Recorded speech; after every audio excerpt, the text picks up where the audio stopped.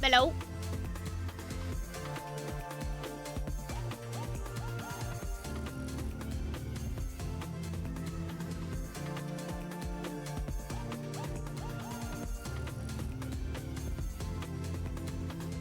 Hi guys. Hello. Wait.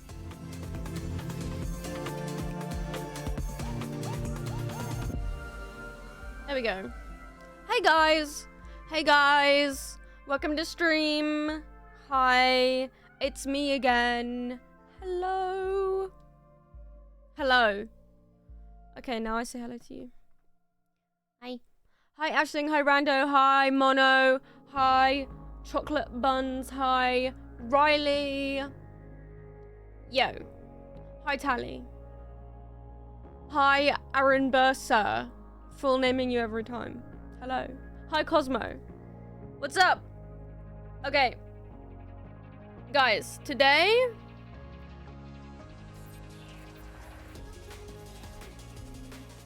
I have a few things that we're gonna do. Well, actually no, I have one thing we're gonna do, but I also have some few things to say. Okay, wow. Streak. Stream streak. Get your streaks in. Streaks, guys. Streaks. Via? That's so much easier. Thanks. Okay. Okay. Thank you for the follow, Lily. Oh, fishing. Let me get it. Let me get it up. Hold on, let me get it up. Okay, so today what we're doing is we are brainstorming. So the general thing is we're like, it's not ready yet, Mono. Okay, we are like, rambling about my OC and seeing where it takes us. But the goal is that it helps me. We'll just be talking about this thing and then I'll get inspired to what. Hello, can I speak? Can I speak? Sorry, I'm malfunctioning.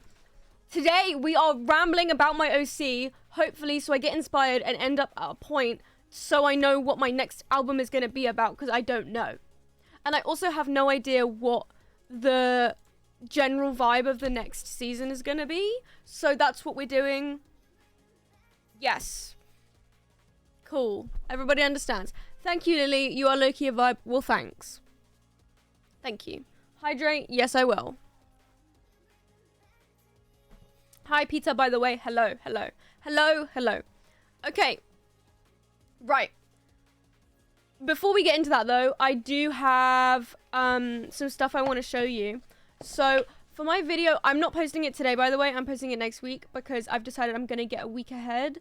So I'm also going to record on Sunday. So my cowsick is pissing me off.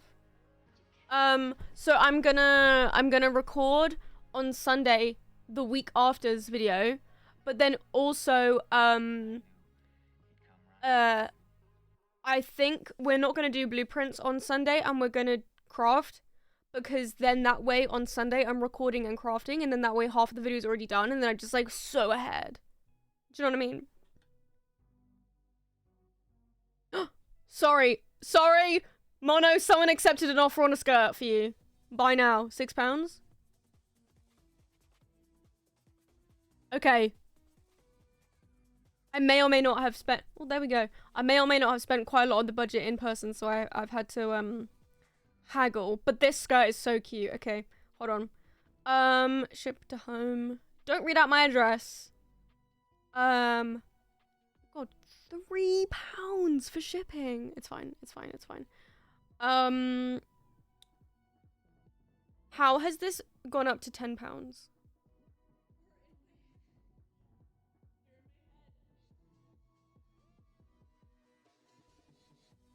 Okay, well, I have no other options. How has this happened? It's fine. I just keep telling myself it's fine. It's fine. For Mono, pay. It's fine. It's fine, guys. Guys, if you want If you want a bundle, be clever about it. Hi, Rat Pack. You guys, if you want a bundle, I'm telling you now, hack the system. If you buy anything on my shop around the 23rd of any month, I'm more likely to spend loads of money on you because that's my YouTube paycheck day. I've bought so many clothes today for bundles, but it's because I got paid this morning. So I was like, actually, you get a skirt and you get a top and you get a jeans. Anyway, wait, I was saying something. Before I got distracted. Okay, my best friend just messaged me saying I'm being put down. What did I do? Maybe they mean like they're gonna put you down. Have you checked you're not being currently lifted in the air? Okay. Right. Anyway, stuff I'm gonna show you. So for my video next week, I bleached a t-shirt. It's currently drying over there. Oh my god, I put a book on top of it, smidge!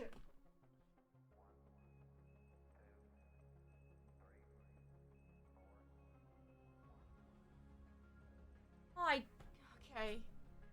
God, it's just rocks in here. It's actually just rocks. I'm so, whatever. No, it's fine. It's dry. It's just processing. Okay, I just can't believe. Oh, no, it's fine. I promise it's like living day to day with a toddler. Anyway, I did a bleached t-shirt. It looks really good. I might have to go over it because I didn't want to use too strong bleach in case it like ruined it, but I might have then overdone it and done too much water so it's not as strong, but it's better than that. The opposite. Are you following? So I might go over it with some more bleach, but yeah. Hi, Mary. Also, I call you Mary, but is it Marimba? No, it's not, right? Don't know. Fit check, I will actually because the fit is checking today. Yeah, Mary is okay? Okay, cool. But because I had to design a bunch of ideas of like, I was trying to figure out what I wanted to go on the front of the t-shirt.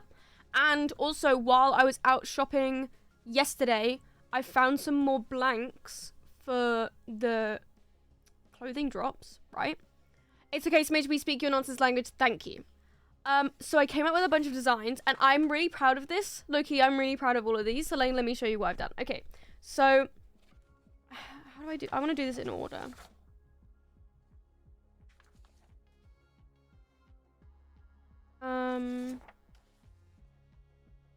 Okay, are you ready, guys? Are you ready? Ooh, okay. So, first of all, I did this, and I was like, oh, on the front, I want it to say smidge, and I tried different ways of doing that, whatever. And then I was like, but I don't know, maybe not a word, so I just like doodled like other shapes and things that could go on the front. And then I was like, hi, Starberry Small Cake. And then I was like, just like doing, and I will say, the one thing that I had that has actually stuck with me from art school is, instead of being like, what idea am I gonna do?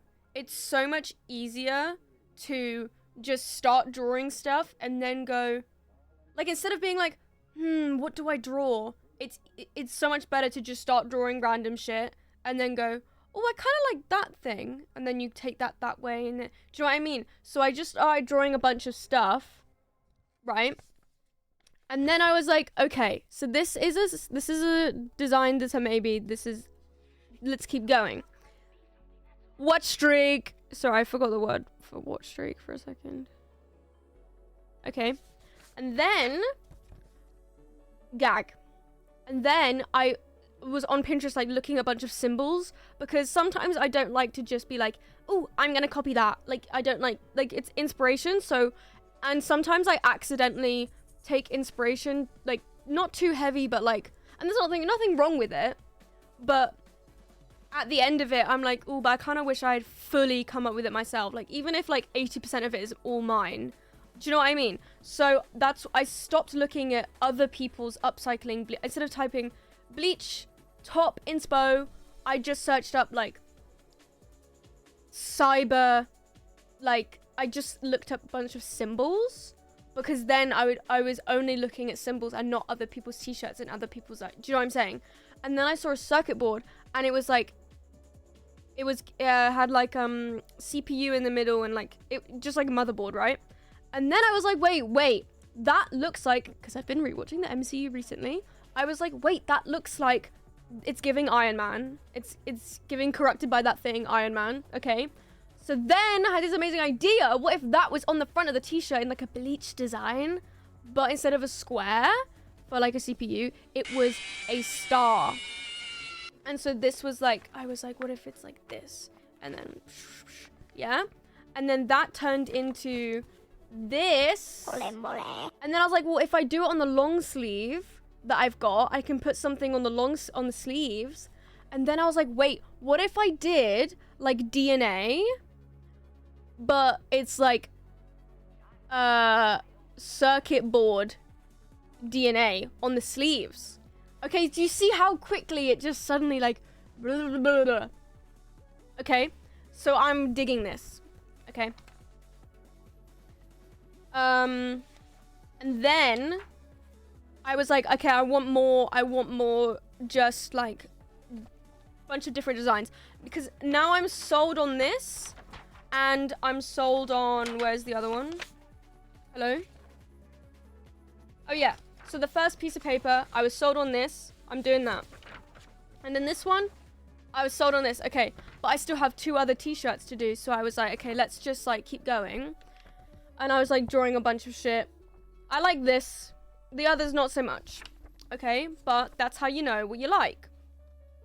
And then I kept going. So like at the top here, I wrote long sleeve, circuit board bleach, teal Uniqlo t-shirt, smidge name print bleach, right? And so those are the only 2 things I had like cemented. I'm doing that. I had a blue jumper and another Uniqlo base, which by the way, I don't know if you're hearing me correctly. These bases are peak quality. I have 2 Uniqlo t-shirts that I'm customizing. It's like proper thick, like awesome material clothing. Like I'm delivering quality. Okay. And then I did this, and I thought it was really cool. You can't read, it's backwards. But I can't unsee the fact that it does say 1D, like One Direction. So I was like, hey, no, I can't do that.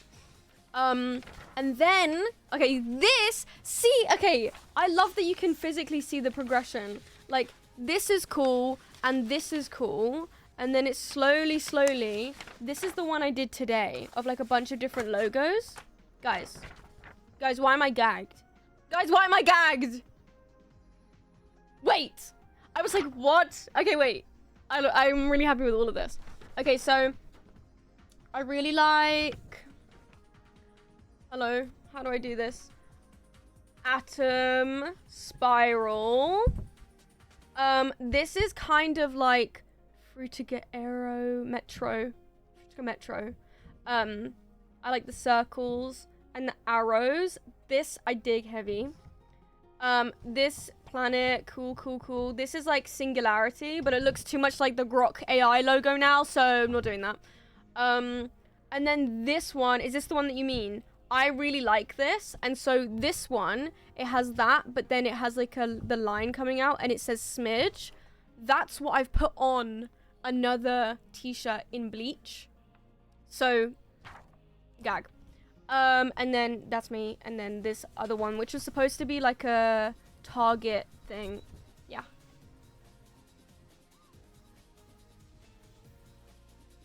And then this says smidge. Well, they all say smidge, but you get the idea. It's like a waveform. Yes. Yep. So then I was like, okay, now I've got all of my things. Let's plan out the t-shirts. So this one is, what I've done is I've cut out my name with sticker paper, stuck it down on the t-shirt. This is in next week's video. Sprayed it with bleach. So when I peel off the sticker, it's gonna be like a stencil. And then I did like swirl. And then this one is like bleach stars with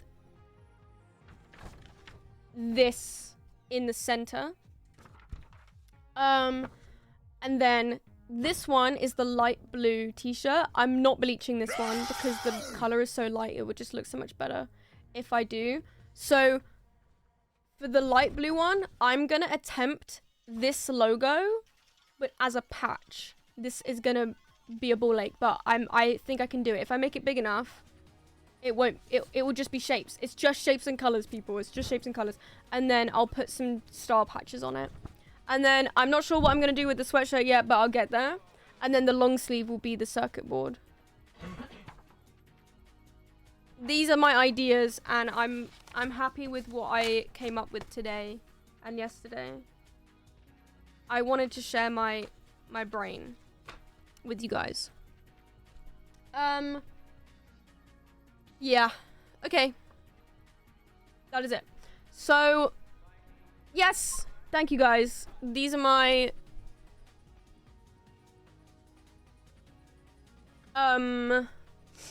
my brain spilled out, and here we go.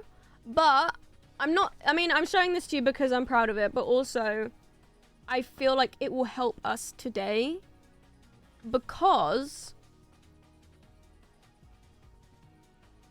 let's look at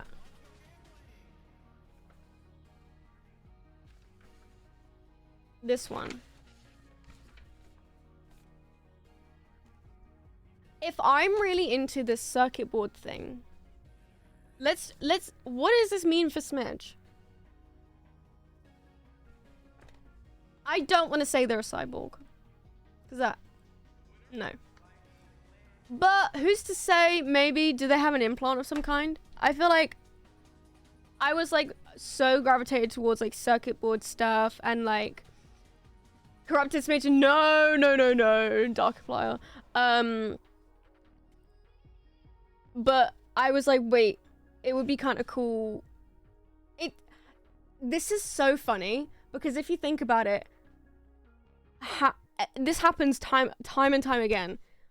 I am not a writer, so I don't write my lore, but we always arrive at lore either through me making music or me making clothes, and I find that really funny. That what a roundabout way to come out with.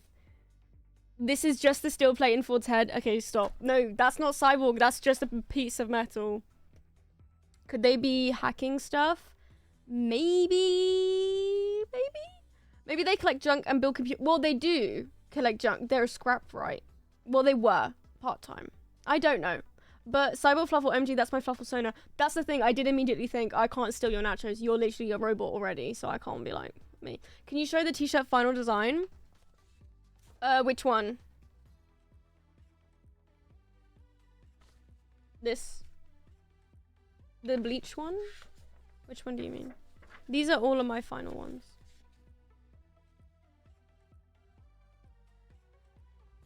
Yes. They get caught by the police and get experimented on. That's actually really sad. No. Maybe. I don't know. Okay. I'm not just like being dismissive for no reason. I want to start somewhere before I'm making us get ahead of ourselves a little bit.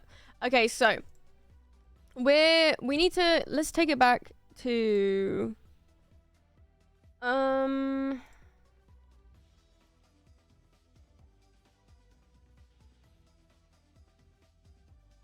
I need more music. C. Smidgeman loves Splatoon 3. Why? Wolverine Smidge, Smidgerine, Tangerine. Okay, so this is my Smidge journal that you can buy at smidge.shop. No, I'm kidding. And it's for I bought this for Smidge lore. Oh yeah, fit check, thank you. But notice how every page is blank because except I drew Smidge, yeah. Because which actually is not bad for me. Well, no, it's not that bad. I don't know. The eyes are giving how to draw a manga anime eyes 101 book that you get for Christmas. But we're gonna write in this today so that I actually have something in here. I'm doing my fit check now.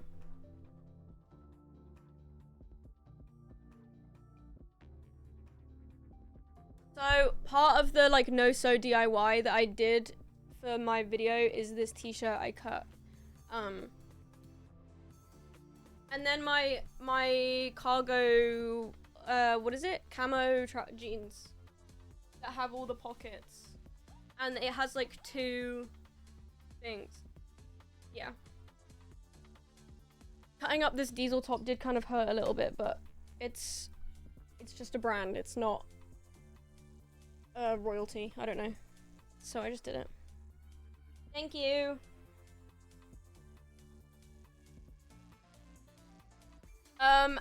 Anarchist society, city built upon treasure, scrap hunting in a post-apocalyptic world. Everyone just exists to be competitive and have fun. Is that you headcanoning? I feel like I would love to say that, but we can't have anarchist society and the Federation existing at the same time, right? I love the crocheted vest layering. Yeah, I really want it to be just a t-shirt though. So I'm kind of thinking about cutting up the bottom half and sewing it on the sides as sleeves and making it a t-shirt. And that would go hard, Loki, so I wanted to give that a go. But yeah. Okay, so I think what we should do first is we should familiarize ourselves with Smidge lore. I really wish I could have stuff up on the screen for this stream and like show you stuff, but like what is there to show you? It's just my brain, so I can't. I am gonna get back up the like rough sheet I sent to Slowy so that we have something. It's just me, I'm not showing you this. Just so I know like what's going on. Blacked out for way longer than they thought they would, and now it's a post-apocalyptic world.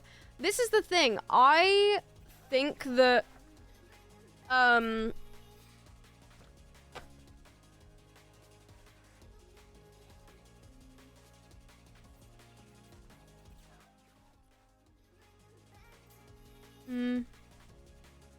okay, this will do. I think that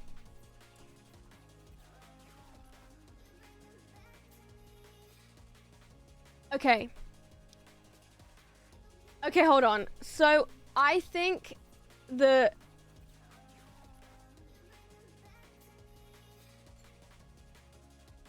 if we look at Smidge's timeline, which we're gonna flesh out first, there's present day, which is like now. Mansplaining present day. There's present day, and like we have the different notches in the timeline for the different eras, which we will explain in a second. But I am kind of obsessed with the idea of us not knowing anything about present day Smidge, because this is really interesting. And this is one of those things where I'm saying stuff and I'm not knowing what I'm saying, and then I'm going, oh, I didn't know that you thought that. I, for some reason, want to say that I don't want to flesh out Smidge's present because it's my future, but it's not my future. But it's like, you are exactly right, Anne. That's exactly what I mean.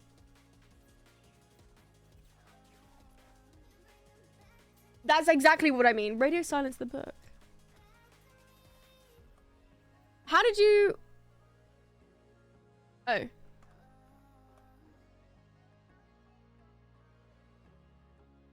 That's cool. Reading minds is a talent of mine. Okay. So do you see what I mean? I God knows what Smidge's current universe is like. We don't know. We're not there yet. I kind of know who they are, but I don't, but that's about it for the present for Smidge right now. It's really funny if anyone watches this for the first time, or like they randomly like click on the stream, they're gonna think I'm like insane talking about myself in third person. But no. Okay, so we need to do no, actually that just seemed like how you would write a story. Hmm. Although I will say, I know my last album doesn't really sound like, it sounds like I'm lying, but I'm telling the truth. I will say that I wrote, or like knew Smidge's story, like, before anything coincided with my real life. Like, it just, like, it was a coincidence. I don't live a year and then go, okay, and then Smidge did this, and then it's actually what, like, it's actually my life. Like, it was actually, I was like, oh, this is Smidge, cool. And then this is the thing, and then I went about my day, and I was like, my, like, days went by, and a life happened, and then I was like, wait, why is this, why have I written my future, and then I'm living the future? I also feel like a lot of the Smidge lore you've said for the present gets changed, so it just makes sense. Yeah, basically. Okay, so we're gonna do info, lore, species. Okay, let's do a timeline. So this is too chaotic. Can you relax, maybe? Good. I'll take this. Okay, so let's have a look at my third album as reference.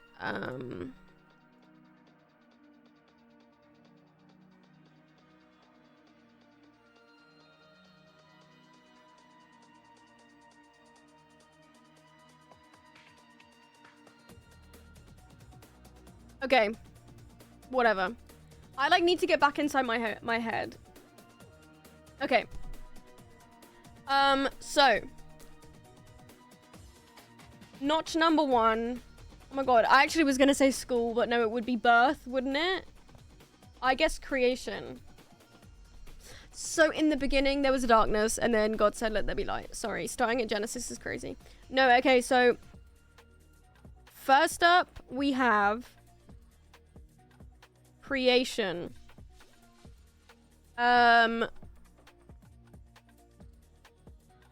What do we say? They're born from comets? Comets? How do you say that? Climbing in real Smidge's mind now? Yes, exactly.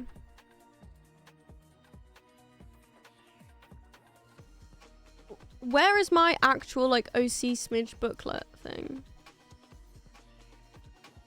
Ah! Found it!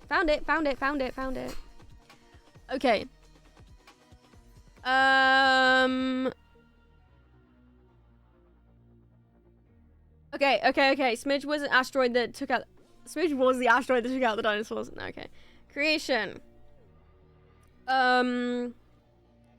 Life formed from a comet.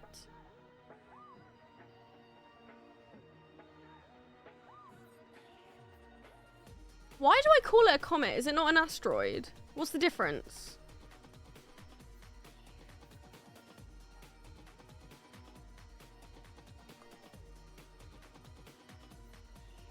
Comets sublimate ice to create tails, while asteroids remain rocky.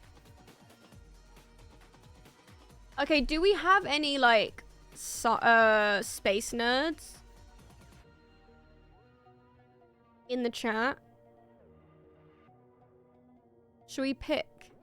Among the rocky and ring planets in our solar system are countless objects whirling around the sun. These objects fall into two broad categories: asteroids and comets. The difference between comets and asteroids largely comes down to composition. Comets are made of ice and rock, and asteroids are made of rock and metal. However, both of these, rock and ice and metal, are leftovers from the formation of the planets 4.6 billion years ago, which is why some scientists refer to them as affectionately as space junk.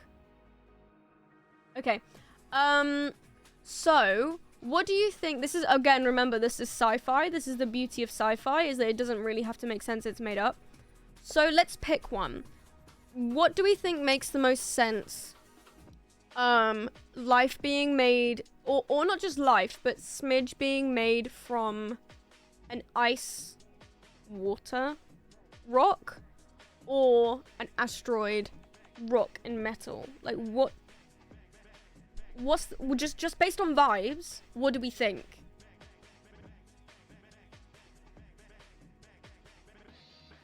What was the junk one? That one? They're all junk, Anne. Maybe Smidge's DNA was frozen in the comet. Yeah, so my, like, fake science is that, some comets and asteroids and whatever, yeah, I was leaning more towards the ice. So it is comets. Maybe this is something we've already figured out. As far as I'm aware, an asteroid is basically just like a rock, while comets are icy rocks. Not sure, my space phase was like 5 years back. Sorry I'm late. It's okay. Hi. I think we're gonna do comet because that makes sense. But basically, Cosmo, it's like, in my space, my fictional space, it's like, comets have the genetic makeup to like randomly have life be made, and then this is the life form that comes out of it. The metal one could explain why the Fluffle like collecting stuff. The love for metal trinkets is in their DNA, like magpies. How about, this is why I said the junk one. Well, this is the thing. The Fluffle don't like collecting stuff. Smidge is a scrap right, but the Fluffle like delivering stuff. Yeah, I also assumed you were calling me trash. Okay, how about it's either a comet or an asteroid, because then I guess that would be a fun reason as to why, like, Peter's Fluffle Sonar is a robot. You could be from an asteroid, hence the metal.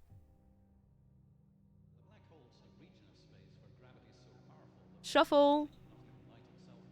Speak for yourself. My Fluffle Sonar loves collecting stuff. Yeah, sure. That would also be cool.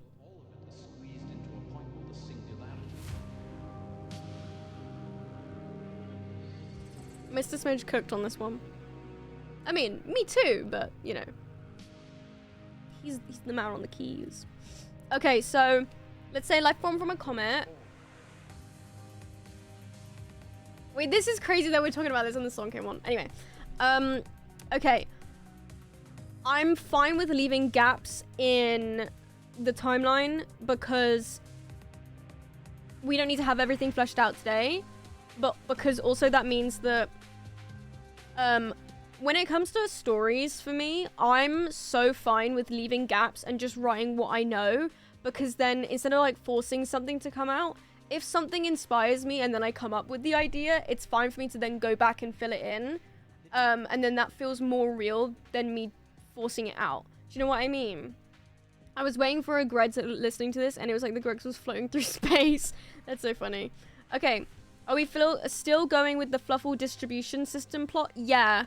I do think that it's like I really like that. I didn't know, guys, I didn't know that was basically the same as Superman, but it's okay. We can change it from a barn in a random place on Earth.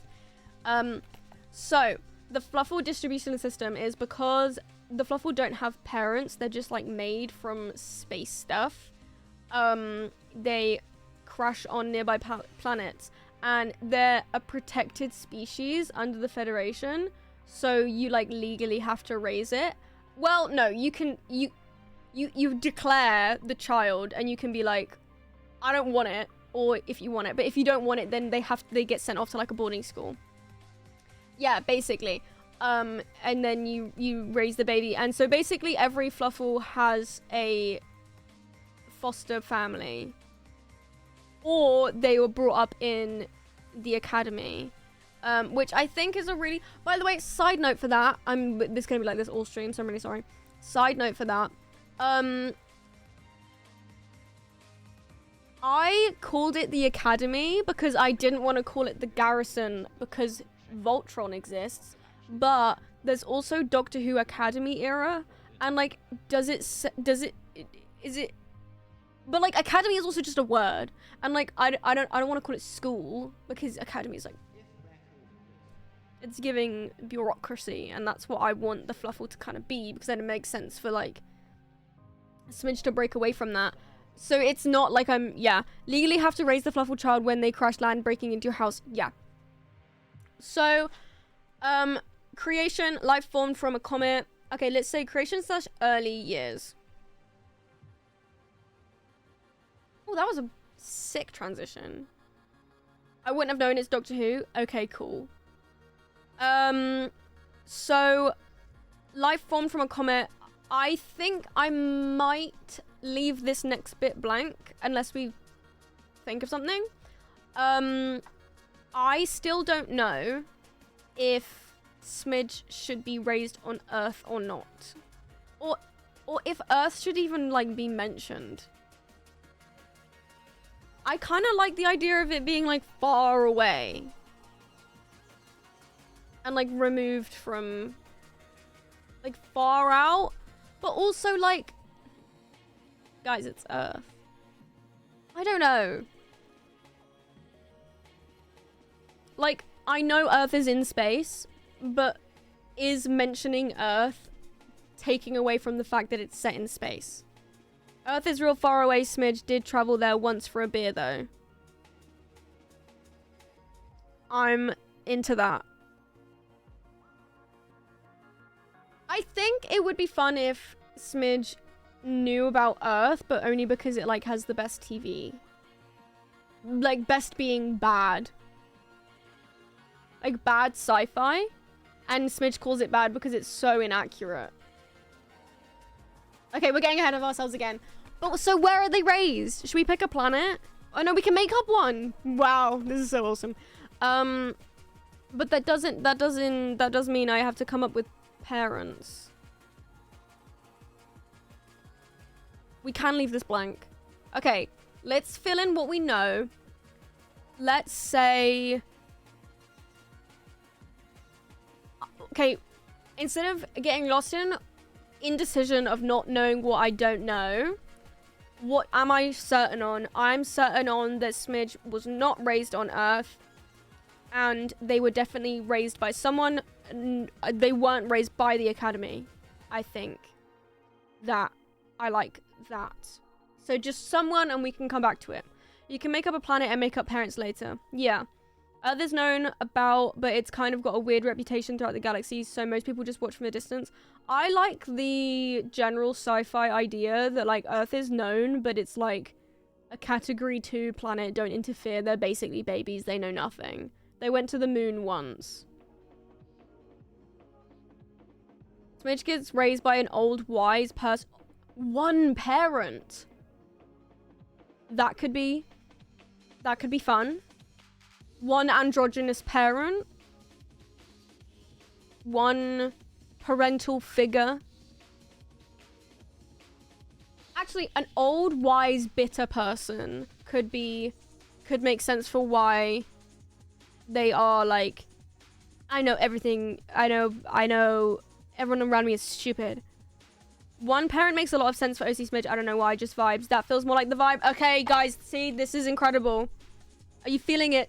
Are you feeling like you're part of something? Okay, so, life formed from a comet. Like the mum from Ponyo. Mum from Ponyo. Yes! Aww. Where they populate asexually, so they don't really know anything about raising a child. Wait, I'm the only child? Oh my god, severe only child syndrome. You're the only child on the planet.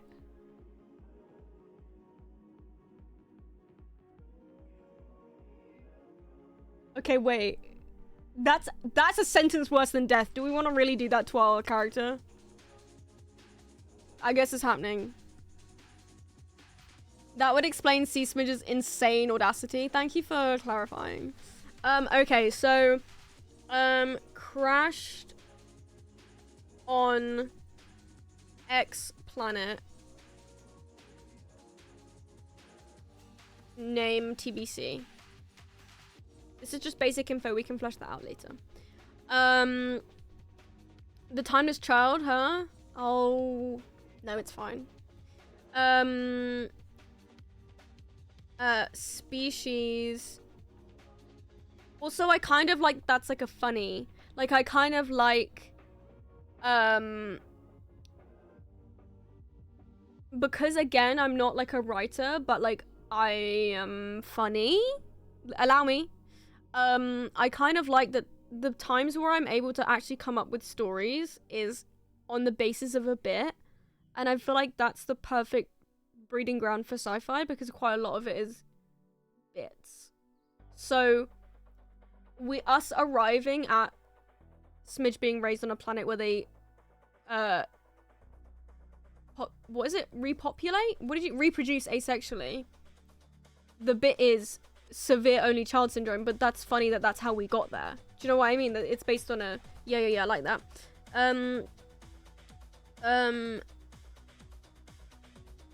Raising them reproduce asexually. Arrow. Would you say chronic only child syndrome? No. What is it?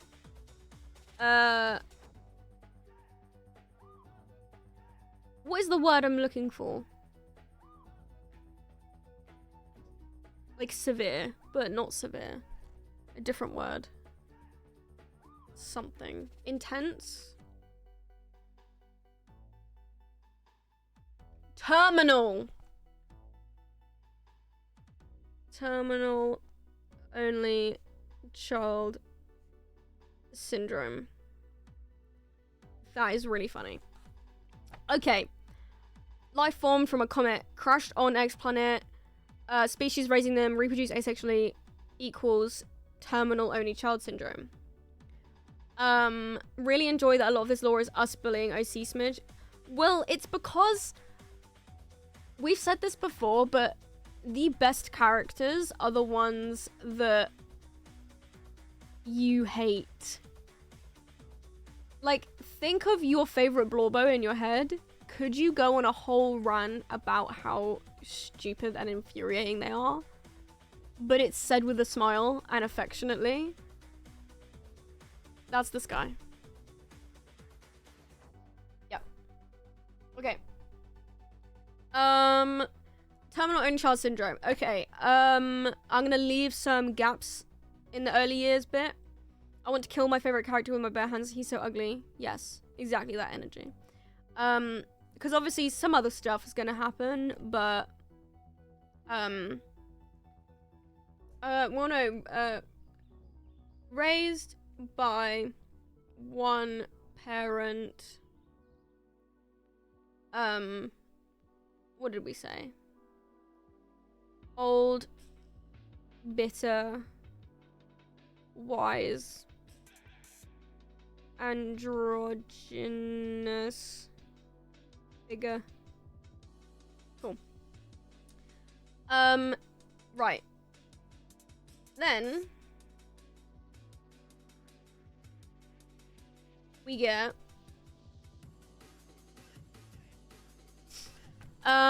maybe that's how Smidge got into scavenging since they didn't really have any toys. If there's no other children on the planet, that's true actually. No toys. Had to. Maybe that's how they got into like welding and stuff too, like making stuff. Make, do, and mend. Okay. Hey child, play with this scrap metal. This action will have consequences. Yeah, okay. So then, next point. The timeline-wise, the next notch on the timeline would be, I don't have time to be a parent. You're coming with me to the yard, kid. Oh no, why is this child weird now? Just thinking about Smidge riding a speeder over a large open field going to get supplies because their parent is too old. And that's how they grew up too fast. Yes.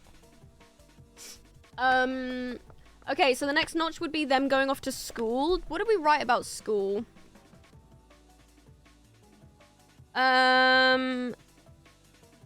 as a protected species, any nearby life has to raise the individual until they are 11 years old when they are shipped off to the academy. The academy focuses on nurturing the Fluffle and raising them, teaching them important skills and lessons tied to whatever job/role they want within the realms of delivery/travel. All enroll from ages 11 to 18. Smidge dropped out. Okay, so they didn't go early, they dropped out early. Okay, so linked to the Fluffle's natural disposition to be a delivery people, they kind of just become the person that asks everyone. Yes, agree. So it's like, you got natural instincts to deliver post, kid. Okay, so then academy era. Right. So,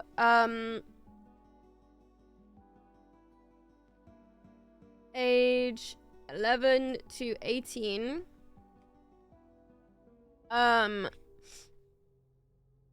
Smidge dropped out at 13 to... Okay, this really early version of this story is really funny, because this is when we had only done day Smidge. It says, Smidge dropped out at 13 to join the mailman force early, lying about their age and passing all the entrance exams. That implies, oh, I want to be a mailman so bad! And not what it ended up becoming, which was they dropped out early to, like, not do that and be freelance and be a mercenary. Like, that's really funny that at first I was like I had the source a little bit and then I lost it.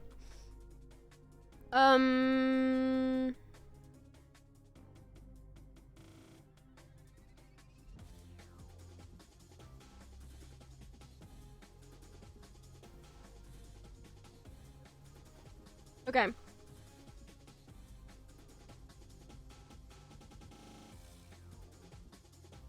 How well do they remember their childhood? Pretty well. They don't like to reminisce too much, though, because the passage of time freaks them out. What is in their fridge? These questions. Astronaut food, type pouches. Beer, like half a bag of lettuce going off because they tried to be healthy and eat green and forgot about it after 3 days. Postman Pat is actually a Fluffle. He just hides his ears under his hat. Hashtag lore. Yes. I think the original idea is that they used to be a mailman excuse to explore and see the galaxy. Oh, okay, yeah, true. I do like that, though. Smidge has an extended lifespan, either because of some kind of experimentation or the whole Fluffle do. Maybe that's where we could put the weird cyber thing. Okay, pinning that. Do they have any nicknames? During the academy, they picked up a few nicknames. Some being teased by other kids. It never really affected them though. And some by their friends unknown at ATM. Okay. How would they describe themselves? It's blank. Sweet or savory? Savory, but apples. What are they scared of? Their past catching up to them, accountability, and bugs. Left or right-handed? Ambidextrous. Okay. My Fluffle stuck a mystery needle in Smidge's arm just to see what would happen, and now Smidge ages slower. Okay. So school. Okay, academy. Academy era, ages 11 to 18. Now, I will say, I haven't done a ton of research in Doctor Who Academy era, purposefully, so that it doesn't accidentally tamper with whatever we write now. So, this is pure, in my head, stuff, okay? And let's see where we end up. Right. So, ages 11 to 18, what else do we know for a fact? Dropped out at 13. Lying about age, pass, exams, equals, fraudulent. I just realized, have we addressed the fact that Smidge stealing a Federation ship is the same as Heath stealing a ship from the garrison?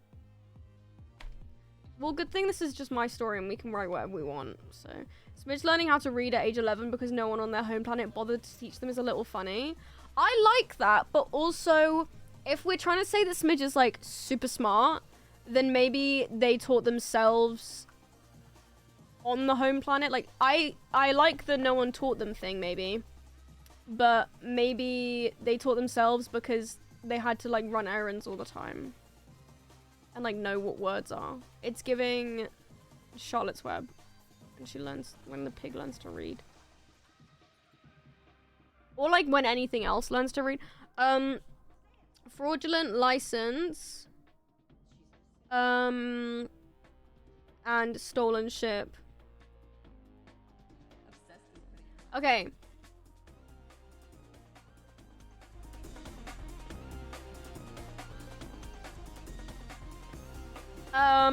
Right. I can't wait till we get to the point where I can, like, do Smidge's friend group from the Academy era. Because, basically, my general idea for Smidge's story is that it's all of my favorite tropes and types of stories in one. Because you have, like, the origin story, and then you also have the Academy era bit, which is, like, when everything is fun and happy and yay, and it's giving coming of age, and they're at school, and there's a friend group, and it's all set. It's 8 wacky characters in a friend group, you know? And then the horrors, and you have the lone wolf, like, bit, and, you know? So, like, I kind of like the... I'm gesticulating so much. I kind of like the idea of Smidge's story being one timeline, and there's each era is, like, each of my favorite tropes in media. And then it's just like, we're making Smidge bait. But of course, because it's Smidge. Do you see what I'm saying? I imagine there's not a universal language, though, so they only learnt the language of their home planet. Oh, yeah, true. Unless it's... Well, it would make sense that it's, like, a Federation... It's in, like, that planet's in the Federation, like, some kind of union. So it would have, like, the home planet language, and then underneath... Like, you know, when you go to Wales, it has, like, Welsh, and then it also has English. The human AU version is Smidge getting found in a cardboard box in Wales. Anyway. Okay, so... Stolen ship. Yes. What else do we know? Crying what? Don't know. We also know for a fact... Give me some things to stare at.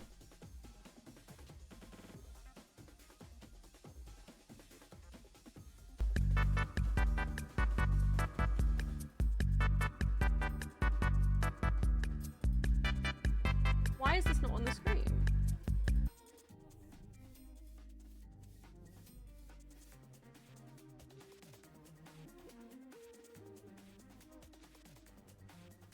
I think this helps. Okay, so we know that... Oh, I want those shoes so bad, guys. It's okay. Maybe one day.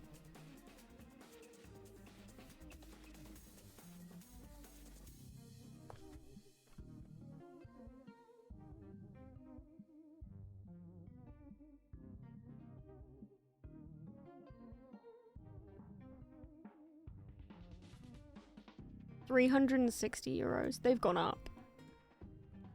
Let me look on eBay. I'm just little mini... Hey, this is... We're talking about Smidge. This is still on topic.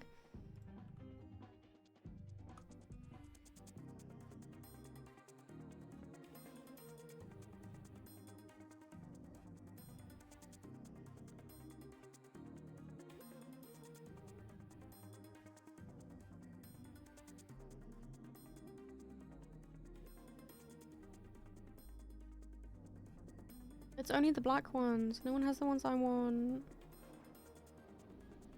I know they'd be a bitch to, like, break in, wouldn't they? One day. Ankle boot tank M wall 009 V5.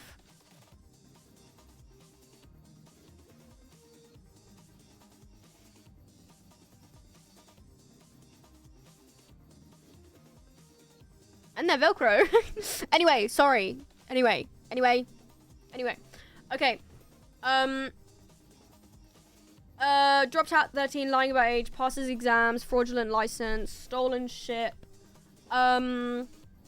Okay, we also know for a fact that they had friends. Okay, friend group. Need to develop this further, but we know that's what we know so far. So, how am I even phrasing this? Should we say 7? 7's a good number. So, friend group. 7's a bit big though for a friend group.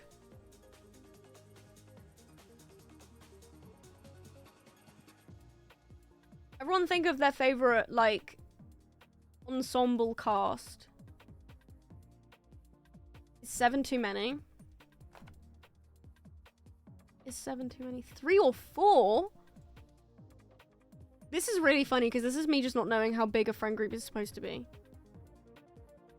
4? 3? 3 to 4? Huh. Is 7 not like a normal number for like a popular person? Oh, but do we want to say Smidge was popular? They just weren't like hated. 3 to 5? Okay, 5. Maybe we should do 5 then. Okay. 5. By the way, every time I think about Smidge and like I look at the Pinterest board, I'm like, wait, I want to dress like this. So if you start seeing me dressed like I'm living in a sci-fi world, then mind your business. 5 friends, but 1 to 2 really close. Yeah. Like, look at this. Any friend group bigger than 6 always ends up in friendcest and the messiest implosion known to man. You're not wrong, but that's really funny. Okay. Look.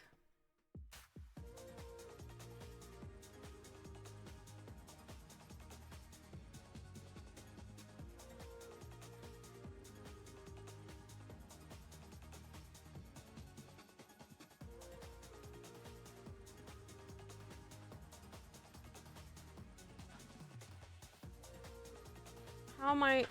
I'm just gonna do it like this. Okay, look at this. Like, look how cool this is. I want to wear this stuff. I want to make these.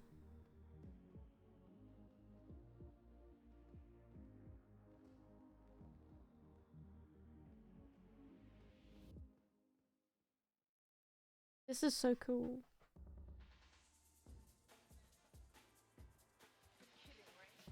Yeah, I need to do more. But you get the idea. Like, I want these. I want these. I want to wear them on my head.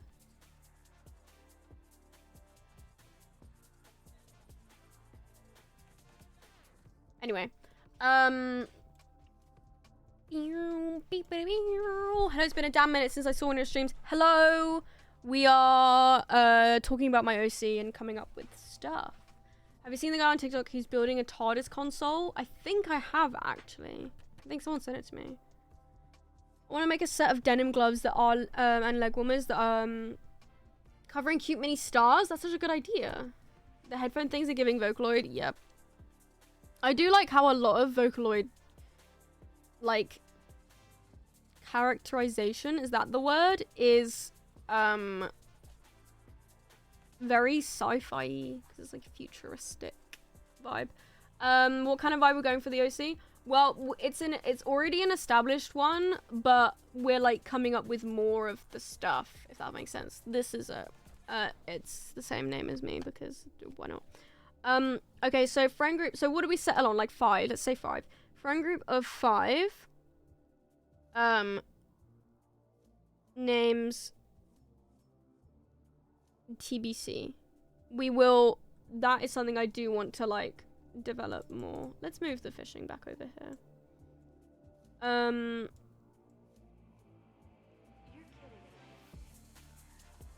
we go. I like them. They're pretty. Thank you. This is art done by Slowy. basically my co-parent with this OC because I don't draw. Friend group of 5.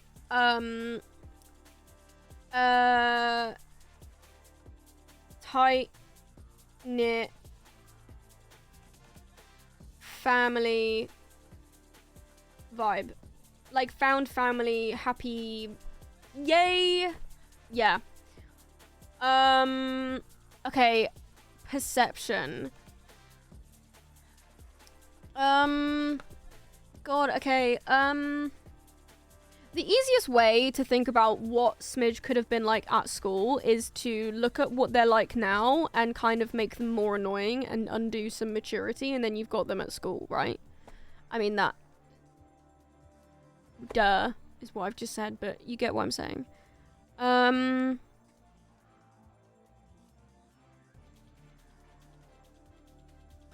So what are they like? Show me what they're like.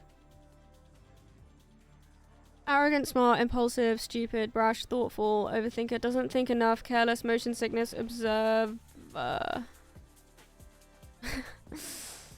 Has friends but says they don't. Hey Goob, they all hated me. Why did I write that? Is ashamed of mistakes and won't forgive themselves, so assumes they will never be forgiven. Shocker, they will. Energetic exterior, outer shell. Comedy to cope, isn't coping. Wow, comedy to cope, isn't coping. Boo, get off the stage. Was I like, I don't know what I was on when I wrote this. Okay, no, hold on. Give me that again.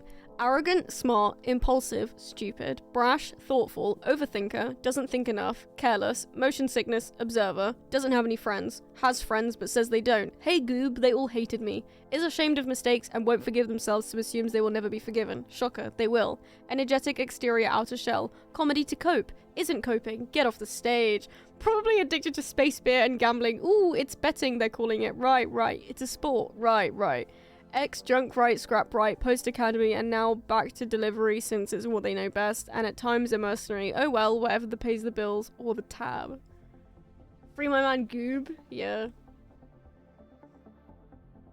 Oh, nice. Wait, everyone knew Smidge was an only child, right? To be fair, if Smidge is naturally really smart, then a lot of people will resent them for that. Okay, thanks guys. Wait, no, this is helping. Because I don't know what it's like to be naturally really smart. I'm kidding. So yeah, that makes sense. Might as well have it painted on their forehead. Okay, wait, okay. This is helpful. So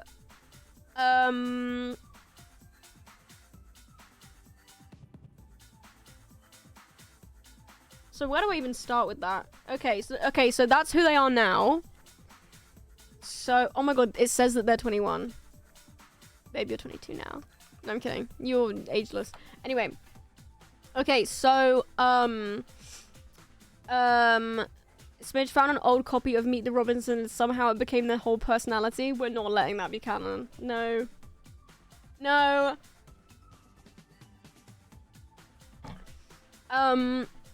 Okay. Hey, what planet were you raised on? Me? Oh, Planet X, where there are no other kids. Just no other kids, just me. Yeah, I was an only child. Wow. It's like, I really want to make them not annoying, but it's so much more fun to make them annoying. But I don't want them to be unlikable. God, what a difficult world we live in. Okay, so let's say, yeah, because they have 5 friends. And I don't, guys, we can't make them bullied. Because then where is the fiction? Okay, we can't, so they have to be popular, right? That's the opposite. Or just kind of like their friend group can't be the misfits. Because then it's like the whole group gets bullied, but I don't want them to be the popular group either. Is there like a middle ground of like normal people? As someone who was told by my year 7 English teacher to stop answering questions because I was making everyone else feel dumb, I want Smidge to go through that. Okay. I did also get told to stop answering questions, but that's because I was just talking too much. Smidge was raised by trees. Wait, I'm the Lorax. but popular people are annoying. Hey, not too much on my popular people. Some of them are nice. And, well, actually it's patronizing when they try and look after you. Anyway, let's not go there. Okay, we're back to fiction, guys. We're talking about Smidge. My mates were all a bit odd, but never bullied. One of my mates was literally mates with everyone. Okay. Wait, it's possible. Stealing that. Everyone is annoying in school. That's like half the point. That is also true, guys. They can be nice, but they aren't, yeah. Smidge could have just been middle ground, not bullied, but not exactly popular either. Yeah. Okay. So, before we start losing it's unraveling, but we are getting somewhere. Before we unravel a bit more, I want to write down a point. So what's a fact from what we've just said so far?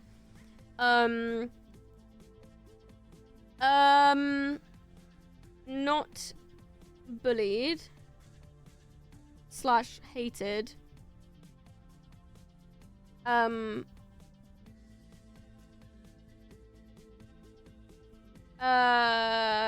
What did you say though? Just like, oh, like what's the middle ground? Yeah, middle ground. Middle ground. Smidge's knife is so crazy. It's kind of giving sword, but it is just a knife. I'm getting a headache. They could have been like me, where they were friends with everyone as kids, so when everyone got older and turned into bullies, they maintained that sort of diplomatic immunity. That's so cool.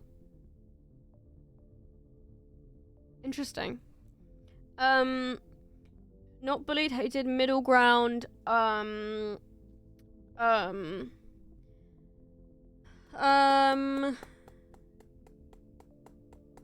do I want to phrase this? Like, no one hated them, but I guess people would be annoyed with how they don't seem to try, but, like, they do well still. Tolerated. Like, their friends love them, but everyone else just, like, puts up with it. But not, like, totally negative, just, like, yeah.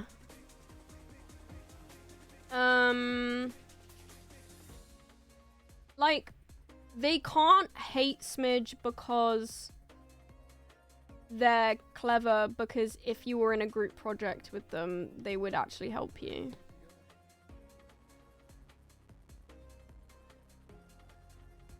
We were friends in primary school. Yeah, I could definitely saw that happening. That's definitely a thing. It just taught me that these people actually, if they get to know someone, then they're like, oh, I'm not gonna make fun of you. Everyone wanted to be with Smidge in group projects. I feel like it would be like a love-hate relationship. It would be like, yes, I want to be in a group project with them because they'll help me get all the answers right, but also, do I really want to put, like, is it really worth it? Because they're annoying. Oh, we're making them annoying, yeah. Like, annoying in the sense of, like, you just, oh no, they have to be weird, don't they? They're just a bit odd, but not like there's something they can pinpoint to make fun of. You're just a bit like, whatever. But also, maybe the main reason why they don't get made fun of is because they don't react to it. Like, they actually, it doesn't bother them at all. They just don't give a fuck. And not like a, I don't care. Like, it just doesn't, they don't, they're like, okay. So teasing doesn't really stick. By most loved by their friends. They're not uncomfortable to be around, they're just a bit socially inept. Yeah, I like that. And obviously 11 to 18 is a big age gap, so, you know, maybe some of this changes at some point, but I do like where we're going with this. I should be wearing my glasses. Give me a second. They're literally right in front of me, I just need to put them on. Ow. Guys, if you're supposed to wear glasses, just wear them, please. It's just that they're too wide now.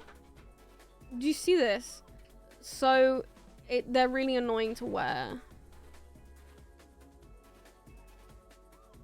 Then who would tease Day Smidge, man? That's so messed up. What the freak? Night Smidge would. Yeah, we need to also... I don't know. Part of me wants to be like, we need to actually kind of mesh the two sides together. Or else it's giving like... Okay, I've just been watching Moon Knight, so... Or else it's giving that, but it's not... Like, No, what I mean by that is... I feel like maybe we need to mesh the two together, or else it's giving... The 9th Doctor and the 10th Doctor are two different people, but it's the same person. And the Doctor is better when viewed as one long character with loads of development than just like little bits. Do you know what I mean? But then also part of me is like, no, but I want the next album to just be about Night Smidge. But maybe the fact that don't want to do that shows that I should do the opposite. And yeah. I do think that maybe that's where we're heading, actually. Maybe the next album is not about the adventures of Day Smidge and Night Smidge. It's about Smidge. The two together. Maybe pinning that. Hold on. Not bullied / hated, middle ground, tolerated by most, loved by their friends. It isn't it fairly common to have a school work personality and home personality? Yeah, masking, yeah. OMG, like Smart Hulk in Endgame. Get me out of this cage.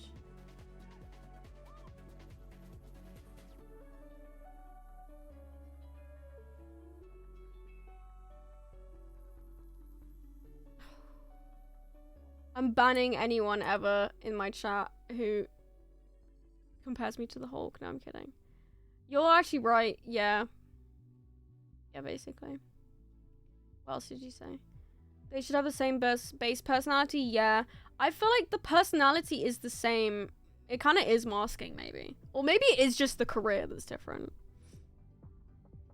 But you obviously just, like, when you're delivering posts, you have to do it with a smile.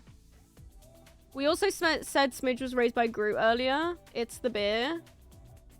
Oh my god, Day Smidge and Night Smidge is just being drunk.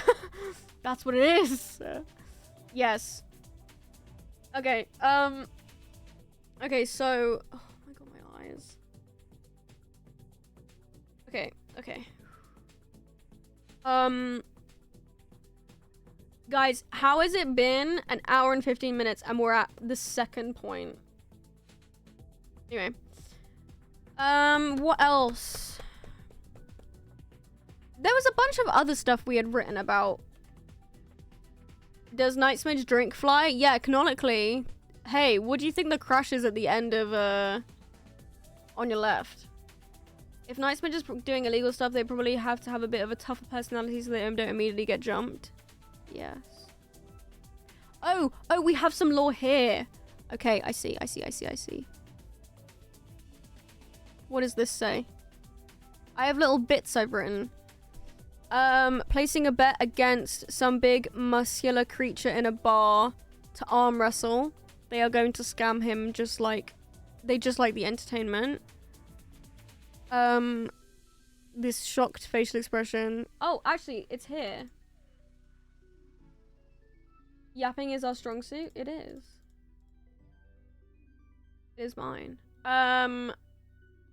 Seems like the type of guy to be like, drinking makes me fly better. Yeah, I think they would say that. Okay, like this is what I did, guys. Okay, so right. This is placing a bet against some big muscular creature in a bar to arm wrestle. They are going to scam him. They just like the entertainment. So this is, I guess, present Smidge. This is successfully read someone's mind. They guessed what they were going to say in their head before they said it. Wait, sorry, say that again. I almost thought you said I have to tow my ship somewhere else. Wait, what do you mean noise complaints? Okay. And then what is this depressed one? Seeing couples and families hold hands at the market, they only popped out for energy cubes, not this sappy bullshit. Yikes. Okay. No, see, it's already starting to piss me off. That's how you know it's good. What's this one? Oh wait, no, that was that one. Oh wait, no, they're both sad. God, too many sad faces. This one, hello? This one is... Oh, so C Smidge is also chronically single? Hey, what are you doing with the word also in that sentence? Hey. What do you mean noise complaints? Metal pipe funny sound? Yes. Metal pipe like this sound. Go on. Go on, do it. And then this is... Wait, no, where's the manic face? I don't have one. Where did it go? Oh, no, no, no. This is the manic face. This is the arm wrestle with a guy in a bar.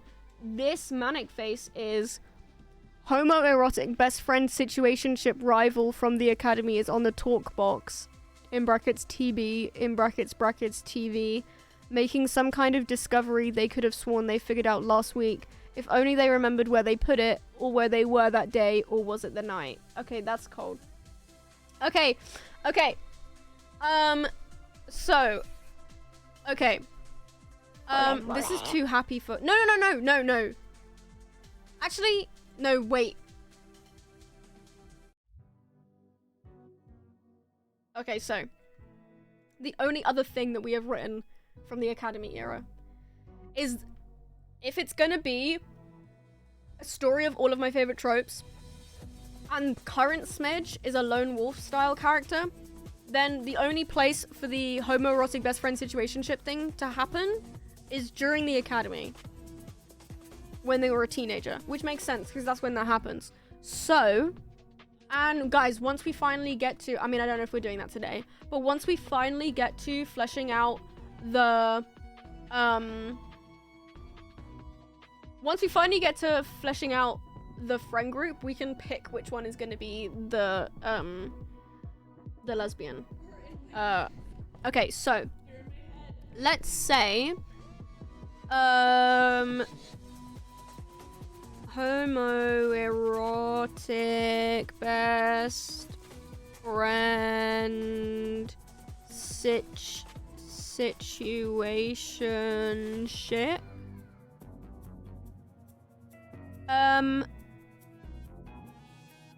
The word rival is in there, but for them to be my best friend at the same time, should we just make it like they are number 1 and 2 in the class? So it wouldn't be rival then. It would be like, what, competitor? But let's just say rival for the sake of trope. Number 2 in class. But I guess it would make sense if they like fight over number 1 and 2. Would the rival be in the friend group though, or would it be an eyeing each other across the canteen situation? See, I really like that, but I love the it being in a... I kind of like the oh, I don't know, actually, I don't know.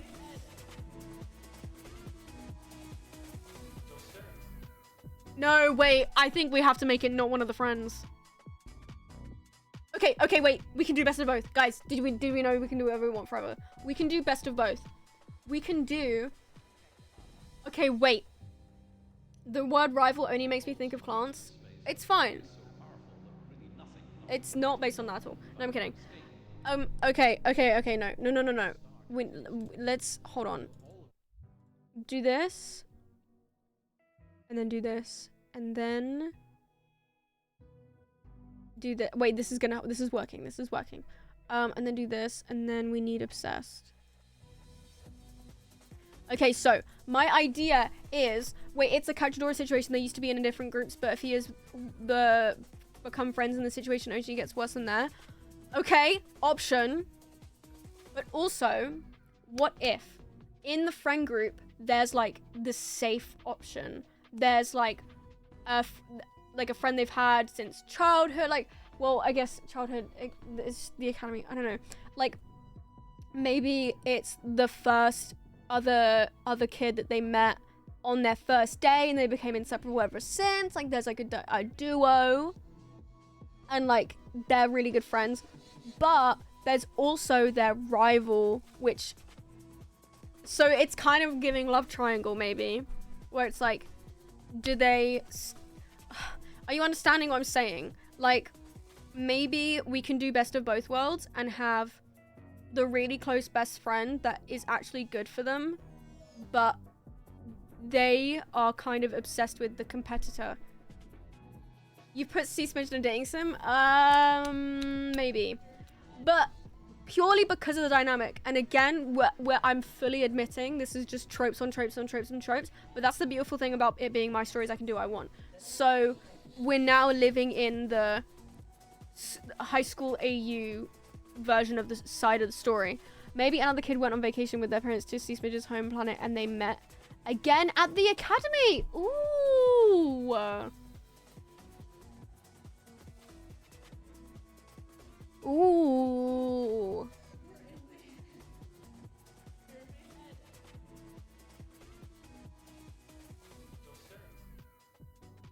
I kind of like that, but I want to root for the rival, and I would end up rooting for the friend if they had like a missed connection when they were younger and then they met again. That is really nice. I really like that. But it would make me want to put them two together instead. But I guess should we do that? Oh, is that the point? Maybe the annoyance then is, oh no, but maybe that's what makes it good, that you want to put these two together, but Smidge is, oh, and then it makes it more tragic when they're not friends anymore. Okay, I like this. Okay, okay, so homoerotic best friend situationship. What are we defining by rivals? So the rival decided no longer going to be the friend. Rival is going to be like they're fighting for the number 1 and the number 2 spot. It's like by a decimal point every time, every test. Like when they do flight test oh no, I can't do that. That's just Voltron. Not simulation. Let's say they actually go out and they get to fly ships. Whatever. Their timing, like stuff like that. Like it's like school rival. School rival, not school. What did I say? So like friendly competition, but like maybe. Okay, actually, wait. It would also work if the rival is someone who is good at what they're doing because they study and they know all the technical things. They are a massive nerd. And yes, it's happening. And Smidge is like naturally smart, like Randall. Is that what this is? Is that what this is?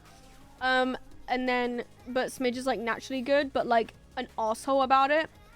And Smidge makes fun of them for being a huge nerd, but only because.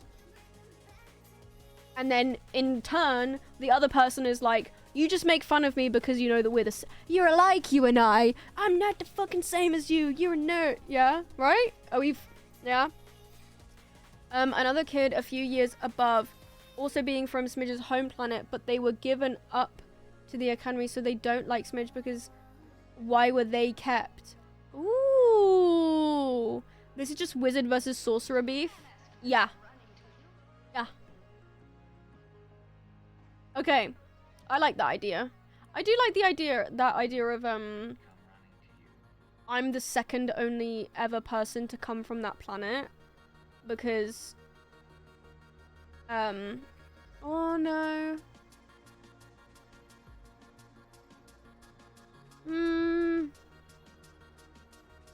It does make sense that most of them get sent to the orphanage because none of them know how to raise a child, and then this one old person was like, okay, I can see Smidge's Sully and the rival being Randall. Okay, I do low-key know the rival would actually be Mike Wazowski, if we're doing Monsters University. Because they had definitely something going on.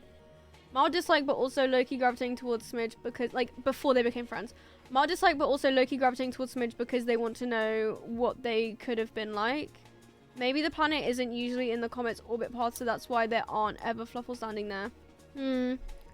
It's either we go with Smidge is the only one, or comets land there all the time, but Smidge is the only one that actually got kept, because why would they keep them?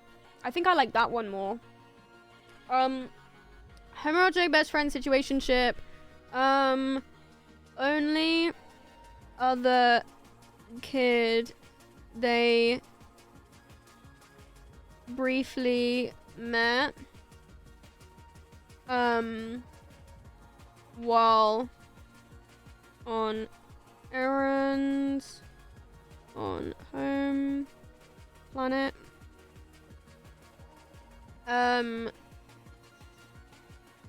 Met again at orientation and okay, wait. Which do we like better? Option 1,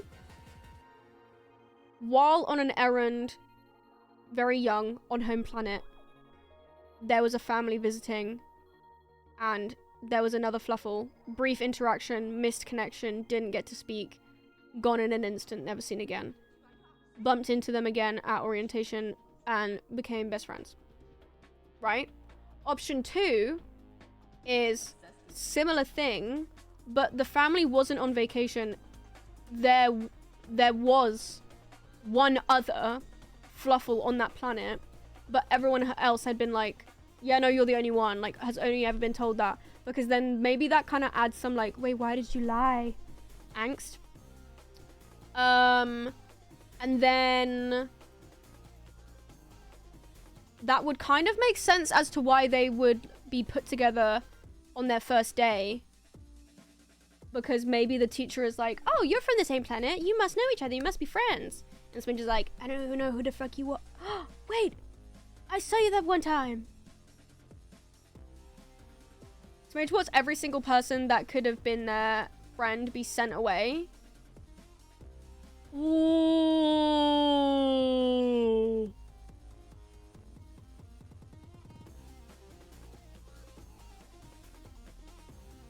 Oh my god, that's so sad. Every time my comet lands.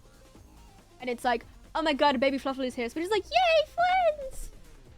And then they're like, we don't know what to do with this thing. Goodbye. Guys, why do you always end at trauma? Stop it. Okay, wait. Met one on errands on home planet, met again on orientation, and became not insufferable ever since. Inseparable. Smidge became insufferable ever since. Okay. Friend group forms. They're the glue. Forms around them. Okay. Smidge got to stay because they were such a fast learner and helpful, but all the other Fluffles got sent away because they weren't as self-sufficient. I feel like they get no, Smidge became insufferable, right? I feel like the Fluffle only they only get to the potential parents have to decide then and there. Like, I don't like the idea of they get to test run for a few years and then they actually go to the academy, the orphanage even. I feel like it's like they land in your back garden and they're in you know, whatever, and they have to be like, oh, okay, no, can you come pick this thing up? We're not doing that. But they have to decide then, and if they don't, then they have to raise it.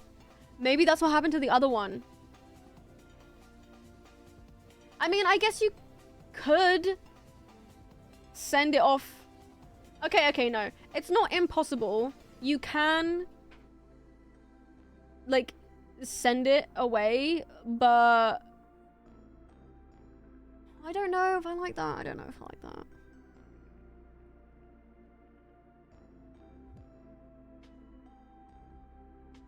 I don't know. I don't know.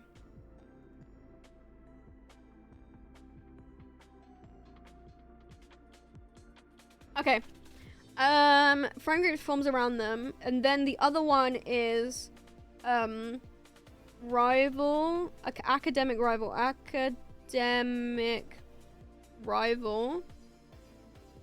nerd, study, smart,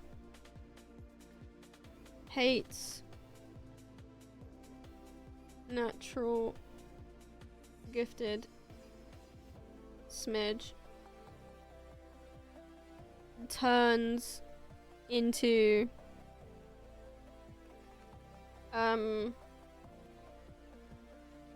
obsession. Love that. Because it turns into, oh, maybe the other person can also be like, yeah, no, I was just thinking like, what if the parents die, then they have to be sent to the orphanage, so I guess like that would make sense. I think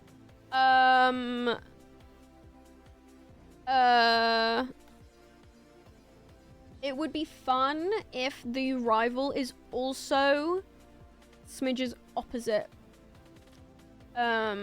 Because that would give more reason as to why Smidge hates them so much, because they keep being grouped together. Like, maybe they're like just a really nice person, and oh no, but is early Smidge that annoying where they're like jaded already? Like, they can't be jaded already, or maybe they are. Maybe that's why they're annoying, because they're 11 and jaded already. Not saying if you were jaded at 11 you're annoying. Hey, you were probably annoying because you were 11. It's different.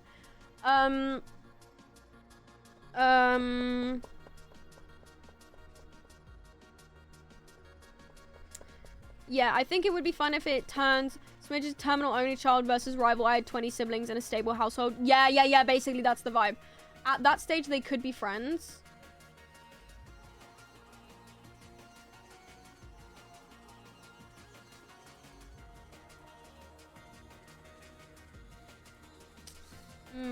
Do we do friends to enemies?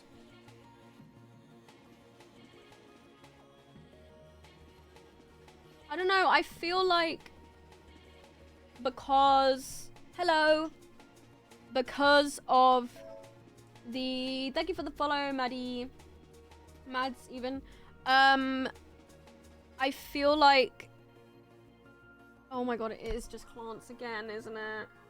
No, it's whatever, it's the master in, the doctor, I don't care. Except what stable household? Anyway. Okay. It turns into obsession because Smidge is like, I'm nothing like you. I'm nothing like you. You're weird. But it's like, I'm nothing like you, negative. But the little voice, it's like, I'm nothing like you. And that makes me sad because you're happy. You know? Smidge being a dick in the early years would make sense though, because if I found out that everyone else got to have friends their age and a proper home life, I'd also be evil for a few years. Yeah. Okay, so maybe they're not like completely insufferable because when they're an adult, they are. But at this point, they still have like that sense. Okay, at this point, the thing they're stressed the most about is like getting #1 in the class. But 10 years later, the thing they're stressed the most about is like whether they will die if they accidentally swallow this piece of metal because they ran out of food, or I don't know. You get the idea. So that's fine. Like, insufferable in this scope of things. Okay. And I will say, I don't think I'm ever gonna do, I mean, I really want to continue doing concept albums from now on, but I don't think I'm ever gonna do concept albums focused on specific eras that aren't the present, like the early years or the academy era, because I would find it a bit it wouldn't be good for me to write an entire album based on Smidge's Academy era life, because it would feel a bit like it would just be, it would feel wrong for me to be in the mind of a teenager for that extended period of time. Like, even it being fictional, like, I just, like, I mean, it's a fun story, and I'm so there for it, it's really awesome. But I don't think I would do an entire album based on this era, because I don't know. Well, I guess adults write coming of age stuff all the time. I don't know. I would feel too, like, because it was too recent for me. It actually wasn't. You know what I'm saying? Like, it would be like you're reliving the glory days, but they're not even the glory days. So what are you doing? I don't know. I'm just yapping. It probably just took them a few years to adjust being around people their age and social situation. Oh yeah, so maybe by like 15, they were like, now we have a friend group, like, I'm comfortable socializing. Oh. They get used to it, they get comfortable, and then that's when the friend group falls apart, because I have it in there that at some point they have to be lonely. And like, why would they leave if they had a big friend group? So something evil has to happen. Smidge was just that kid who was homeschooled in primary and didn't know how to act in year 7. Yeah. Yeah.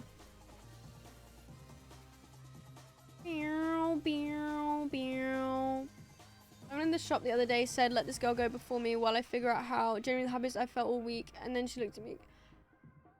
People have no idea what they're thinking or what they're looking at half the time. Trust me.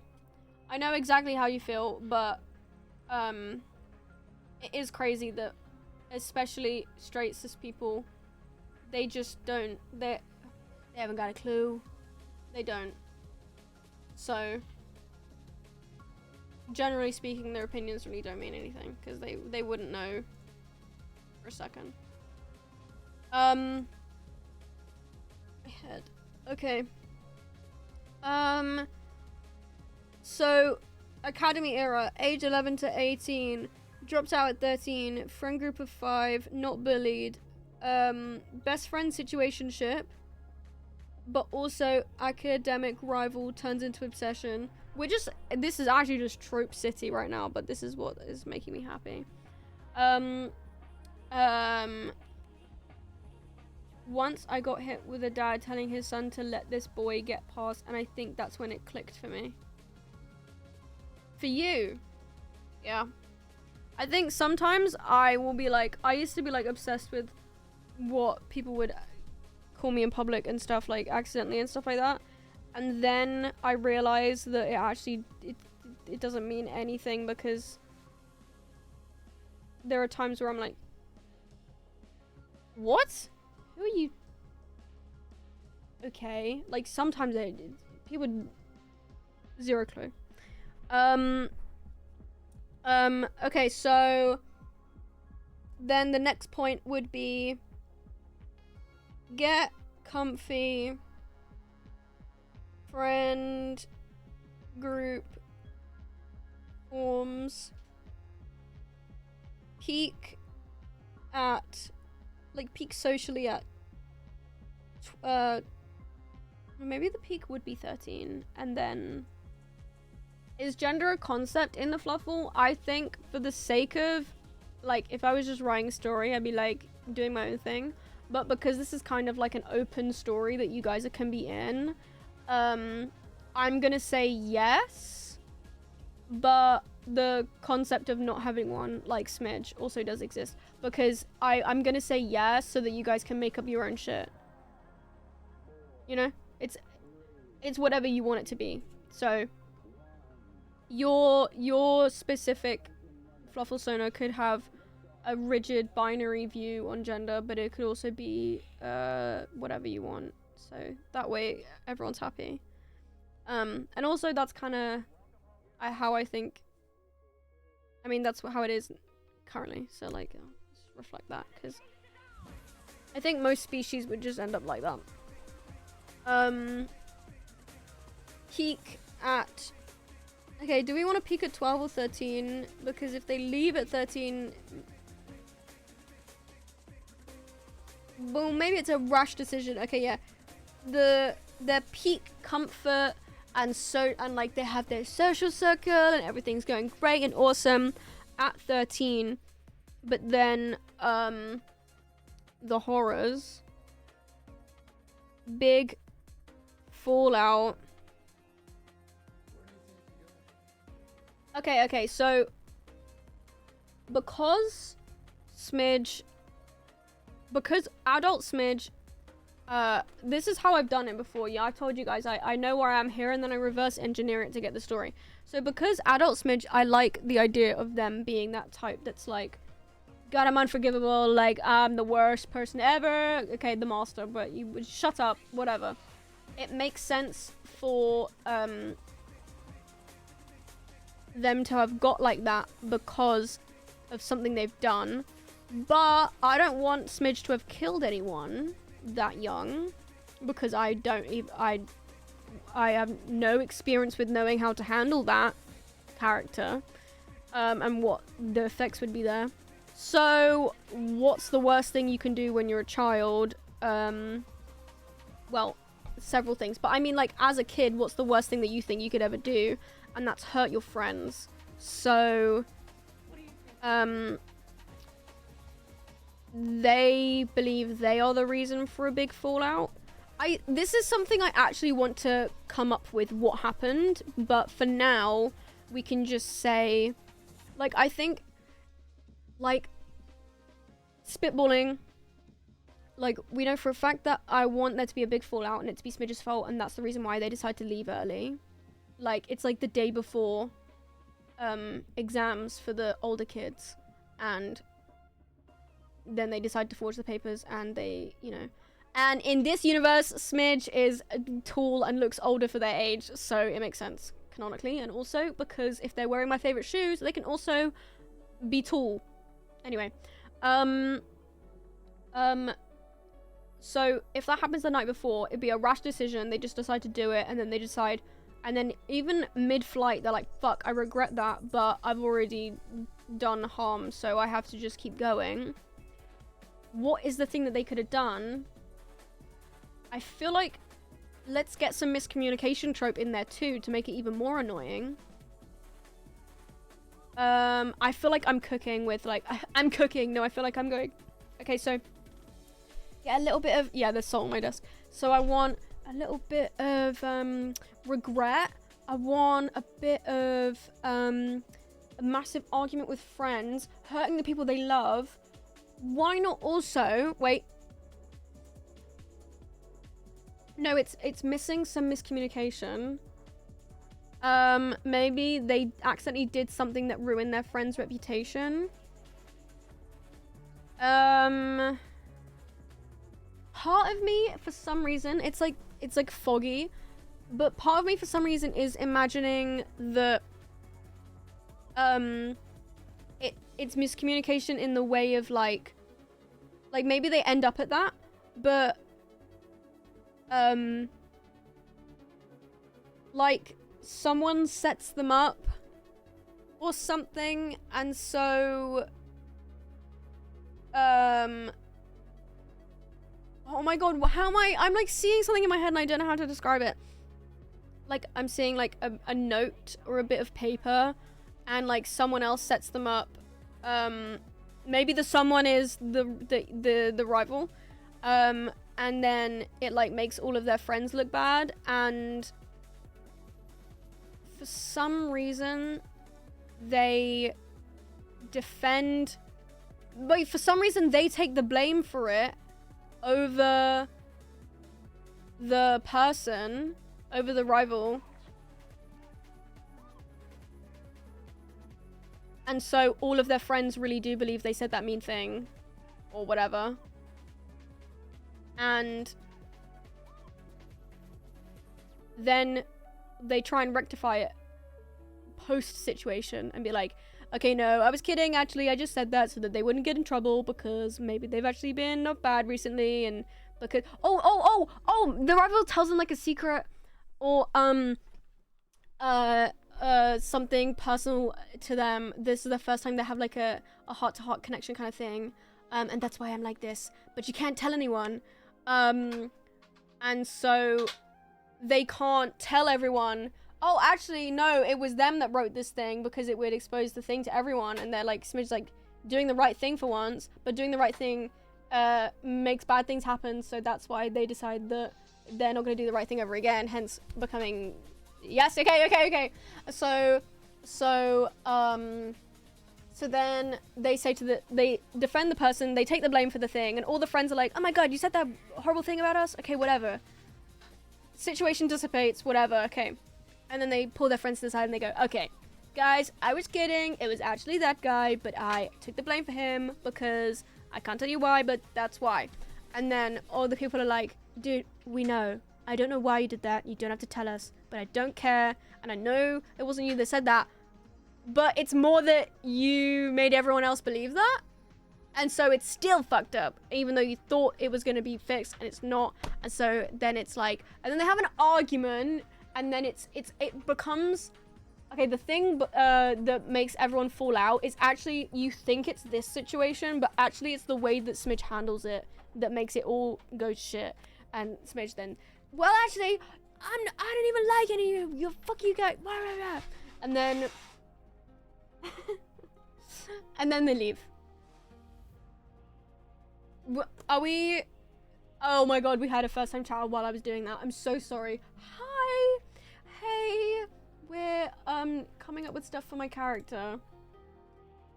That sounded like insanity, probably, but here we go. This is Smidge.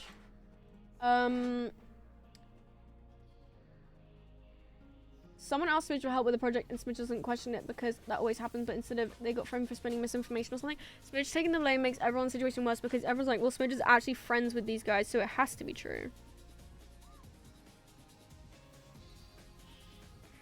Yeah. Okay. Big fallout. Where should I write that?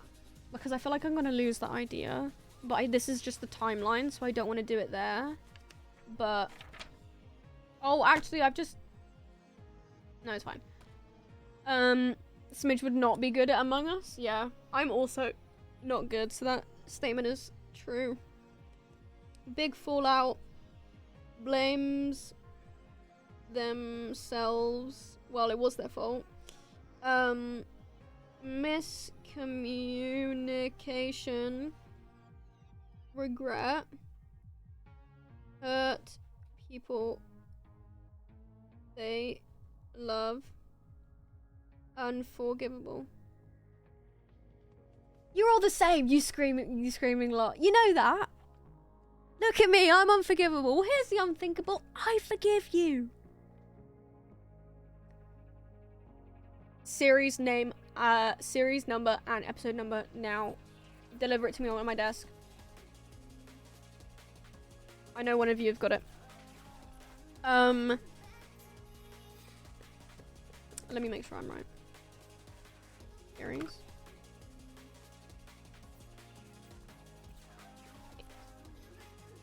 It is.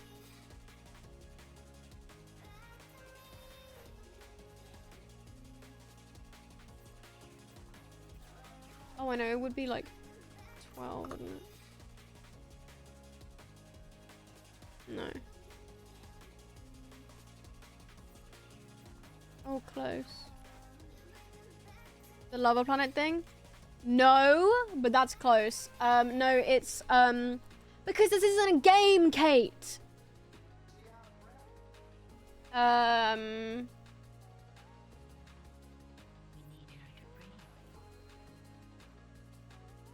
me read this transcript, because this honestly helps with Smidge's characterization, honestly. This imagines the Doctor is talking to Smidge. This is exactly who they are.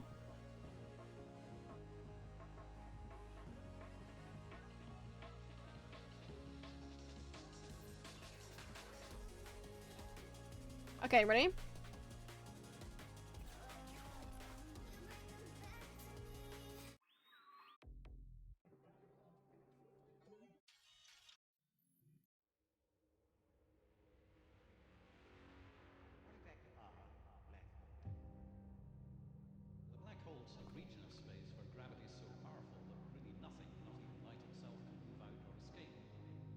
Because it's not a game, Kate. This is a scale model of war. Every war ever fought, right there in front of you, because it's always the same.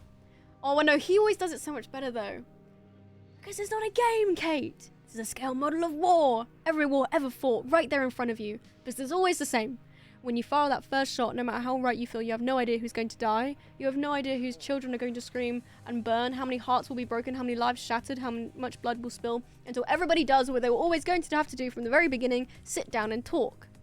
Listen to me. Listen, I just want you to think. Do you know what thinking is? It's just a fancy word for changing your mind. No, this is the speech I'm talking about, though. Not that bit. That's great, but the Doctor wouldn't be saying that to Smidge, because Smidge wouldn't be deciding to start a war. Oh no, but this bit's also good. You don't understand. You'll never understand. I don't understand? Are you kidding? Me? Of course I understand. I mean, do you call this war? This funny little thing? This is not war. I fought in a bigger war than you'll ever know. I did worse things than you could ever imagine, and when I close my eyes, I hear more screams than anyone could ever be able to count. And do you know what I do with all that pain? Shall I tell you where you put it? You hold it tight until it burns your hand, and you say this: no one else will ever have to live like this. No one else will ever have to feel this pain. Not on my watch. Anyway,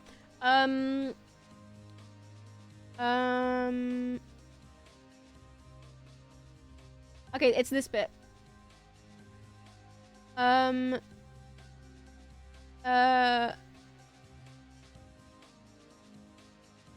You engineered this situation, Doctor. This is your fault. No, it's not. It's your fault. I had to do what I've done. So did I. We've all been treated like cattle. So what? We've been left to fend for ourselves. So's everyone. It's not fair.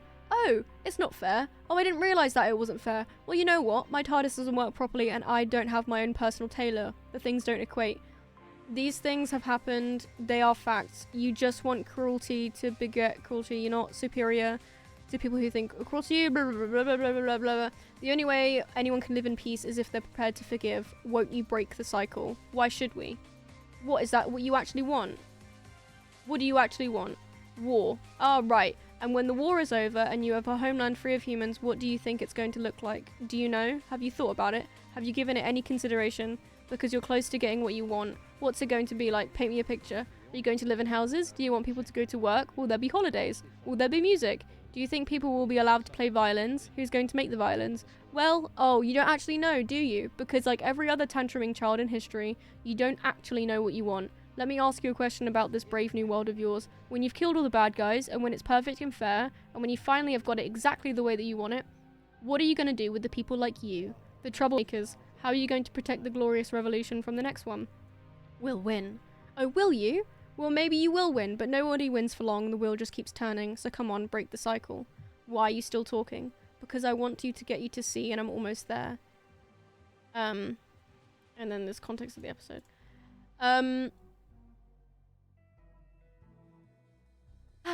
Here it is, here it is, here it is! Do you know what thinking is? It's just a fancy word for changing your mind. I will not change my mind. Then you will die, stupid! Alternatively, you could step away from that box, and you could walk right out of that door, and you could stand your own revolution down. No, I'm not stopping this. Doctor, I started it. I will not stop it. You think they'll let me go after what I've done? See? That's it. That's it.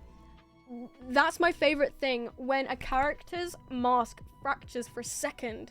Like, they're like, we're gonna win. I'm not gonna change my mind because this. Because I'm with the smartest and I'm the cleverest and I'm powerful. And then she slips just a tiny bit. Do you think they'll let me go after what I've done? Ah, you're scared. You're all the same, you screaming kids. You know that. Look at me. I'm unforgivable. Well, here's the unforeseeable. I forgive you. After all you've done, I forgive you. You don't understand. You will never understand. And then he does the whole thing again. Oh, so good. So good. So good. So good. So good. So good. So good. I was going to ask what this is from and then I remembered where I am. Yes. It's brilliant. I will say, I think it's brilliant writing. I think it's a great speech. And in the context, I love it. But I will say that it's kind of hard to listen to that now and not be like, yeah, but sometimes revolution is needed. And I don't like, sometimes I do think that, I mean, it is sci-fi, it's fiction, and I like to live in that. But sometimes I I'm not fully on the same side as the doctors. Violence is never the answer, guys, kind of thing. Because, like, I mean, he says that and kills people anyway, but whatever. But sometimes it's like, I don't know if I like that message, because, like, sometimes the violence is important for, like, it, you know, it's, yeah. Yeah, you see what I'm saying? But in the context of the episode and the writing in general, it's a brilliant speech, and I love the way that he delivers it. But yeah. But also, it's a good sign if you can criticize something you like. So, thumbs up. Okay, so, I'm gonna write this down in... Where should I do it? Here.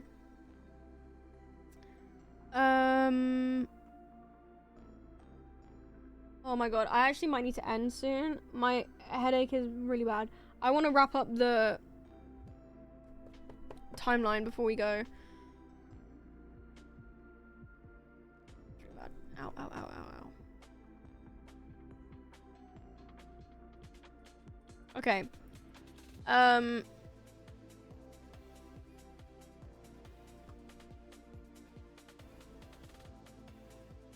There's that awesome. Hi.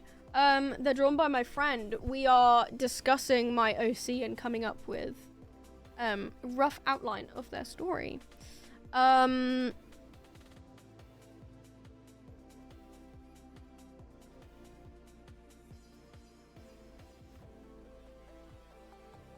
Okay.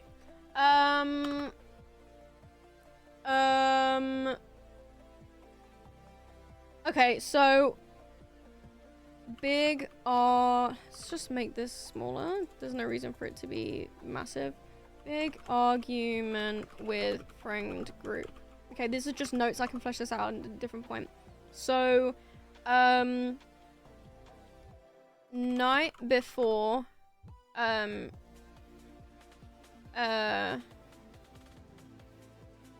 the graduating class do their final exam for their license. They have a big argument which sparks the rash decision Smidge makes to fraud their papers and pass early to leave. Sun and Moon from FNAF at all or nah? No. Maybe you're seeing that because there's a day and night version, but that's pure coincidence. So what did I say in that long thing where like it came out of me and I like made it up?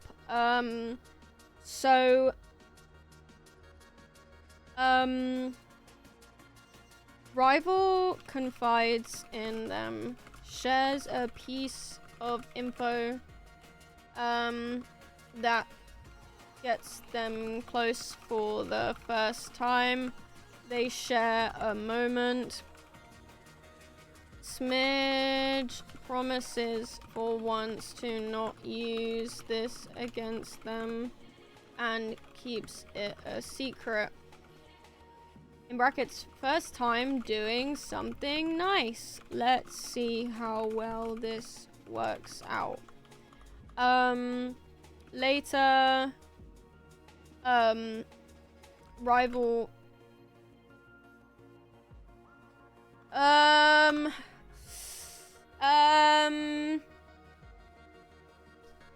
sometimes I feel like there are stories in my head in a different language, and that's why I'm like, it's in there, but I need to like translate it. But does anyone understand me? It's like, it's not there in words, but like I know what it is.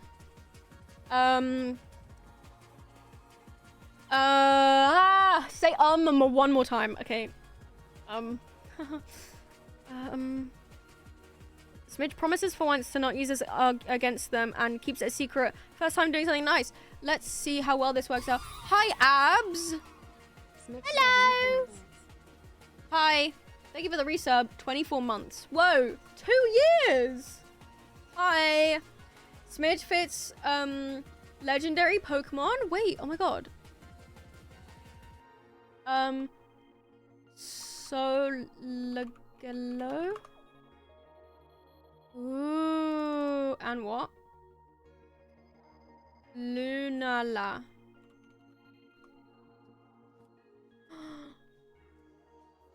Cute. I like. Okay, wait.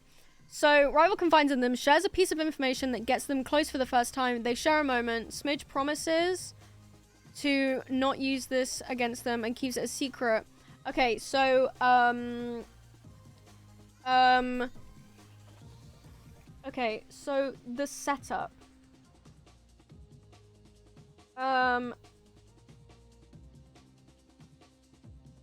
But would we're saying rival because we don't know the character's name yet.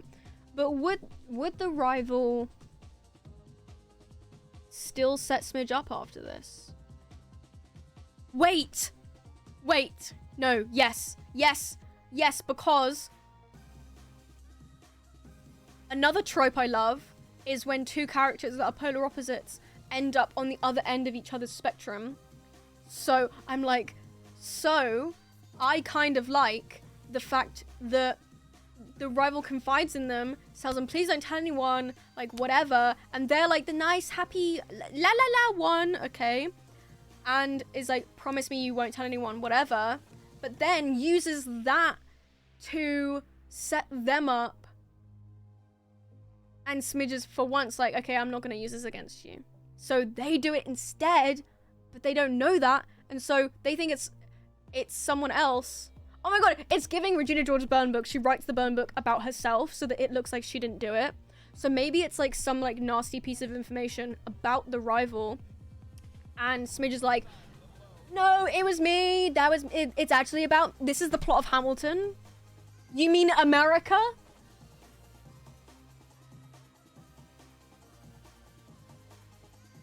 Enough. Oh my god, this is the Reynolds pamphlet. So I haven't seen Hamilton. Okay, no spoilers. A couple hundred years too late or something, right? Or maybe just 100. How old is America? I don't know. Later, rival, uses that against them. 250 this year. Wow. Later, rival uses that against them, in brackets, when two characters polar opposite of each other end up on the opposite ends of their spectrums.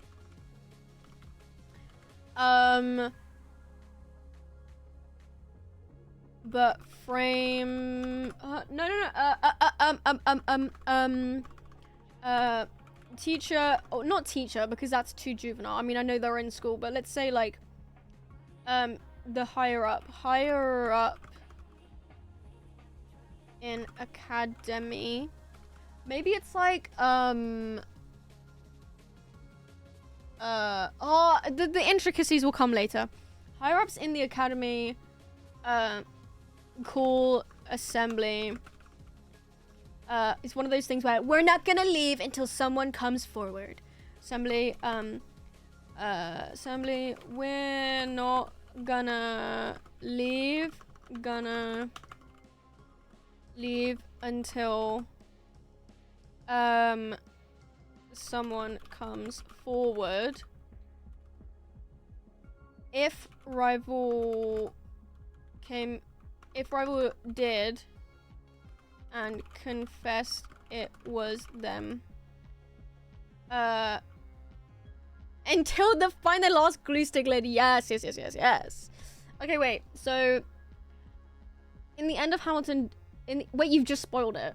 Okay, it's fine. In the end, Hamilton died because he assumed Burr would wait, as he always did, and wait. Is this... Okay, is this... Okay. This might have been the yaoi I saw as a kid on Tumblr that put me off watching the show.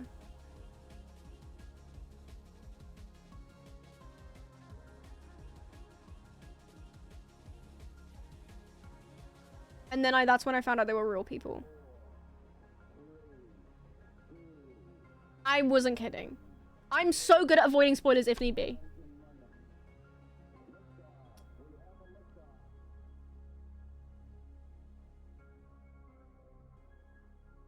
Okay, for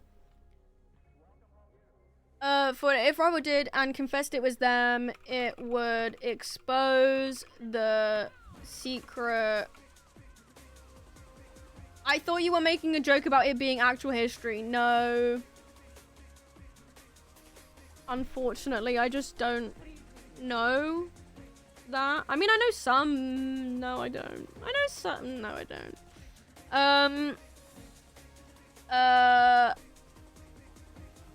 Oh my god, my legs hurt as well. Okay, wait. Okay, wait.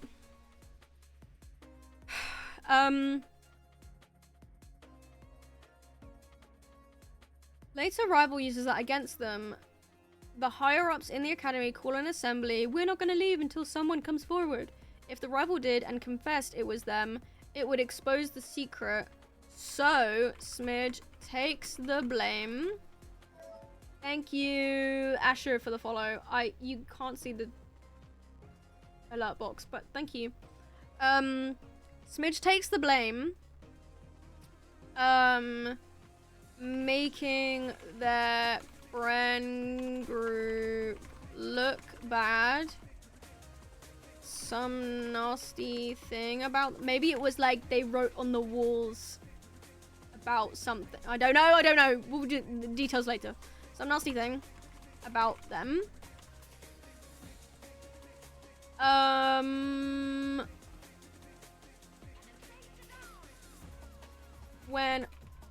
When the situation dissipates. What do you think you're doing? Is that a word? Yeah. When the situation dissipates, they confess to their friends they were lying to protect Rival.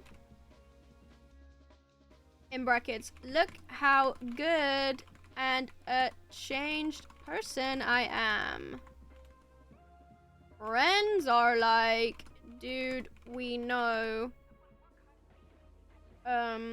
We could tell. We know when you're lying. Slight shade about how much Smidge lies. We know when you're lying. I don't care what you did. But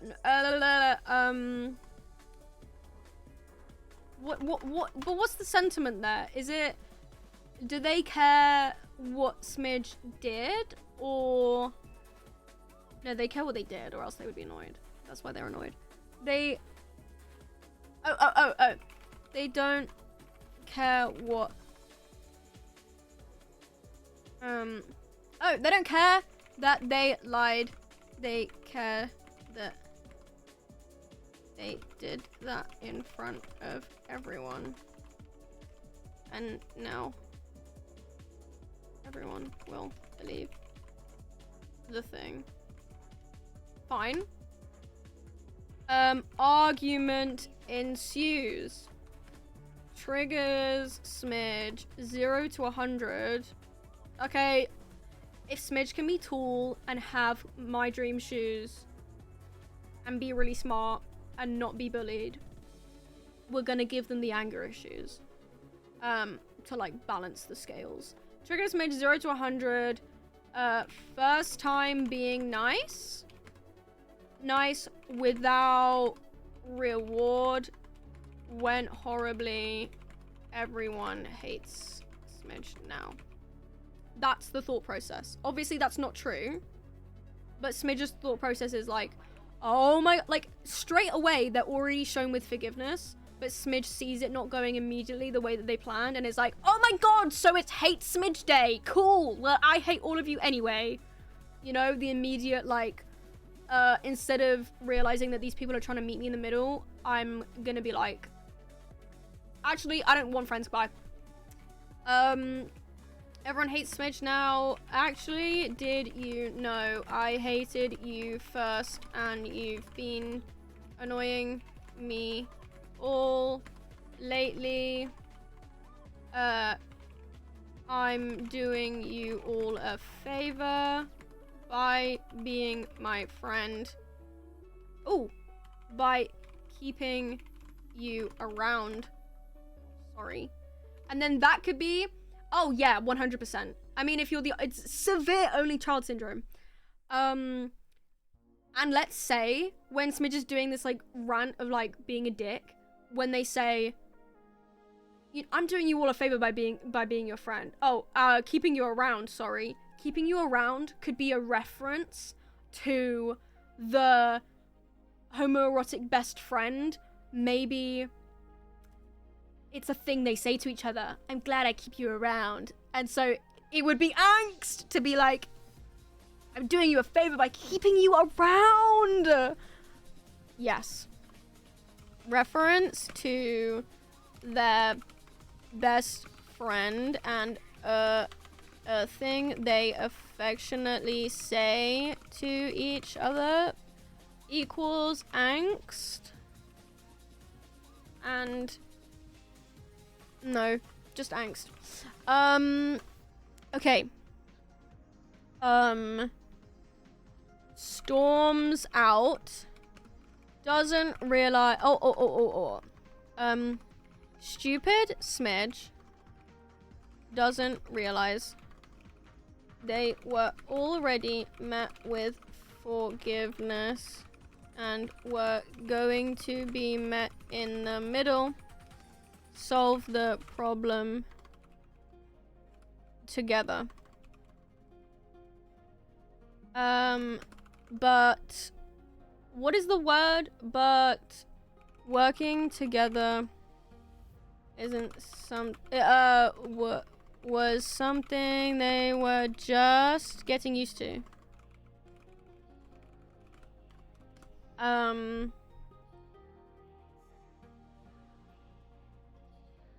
What did they do to deserve patience? Nothing? Cool. So why would they expect it? Loki, I thought you were gonna say a reference to the fact that tons of Fluffle and Smidge's home planet get sent away. Ooh.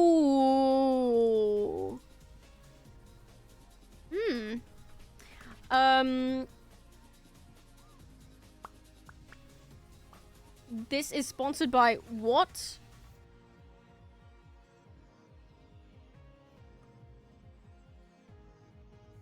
Hello? No? Just had to Google what that is.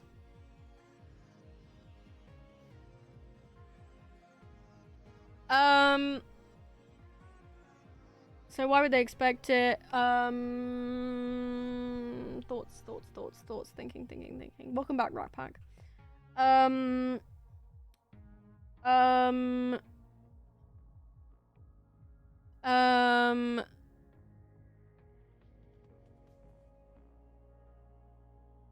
we go. Stupid Smidge doesn't realize they were already met with figures and were going to be met in the middle. Solve the problem together, but working together was something they were just getting used to. What did they do to deserve patience? Nothing. Cool, so why would they expect it? Smidge storms out. Smidge storms out. You're lucky I'm keeping you around. Bet you don't get that feeling. Yeah. Smidge storms out. Immediate.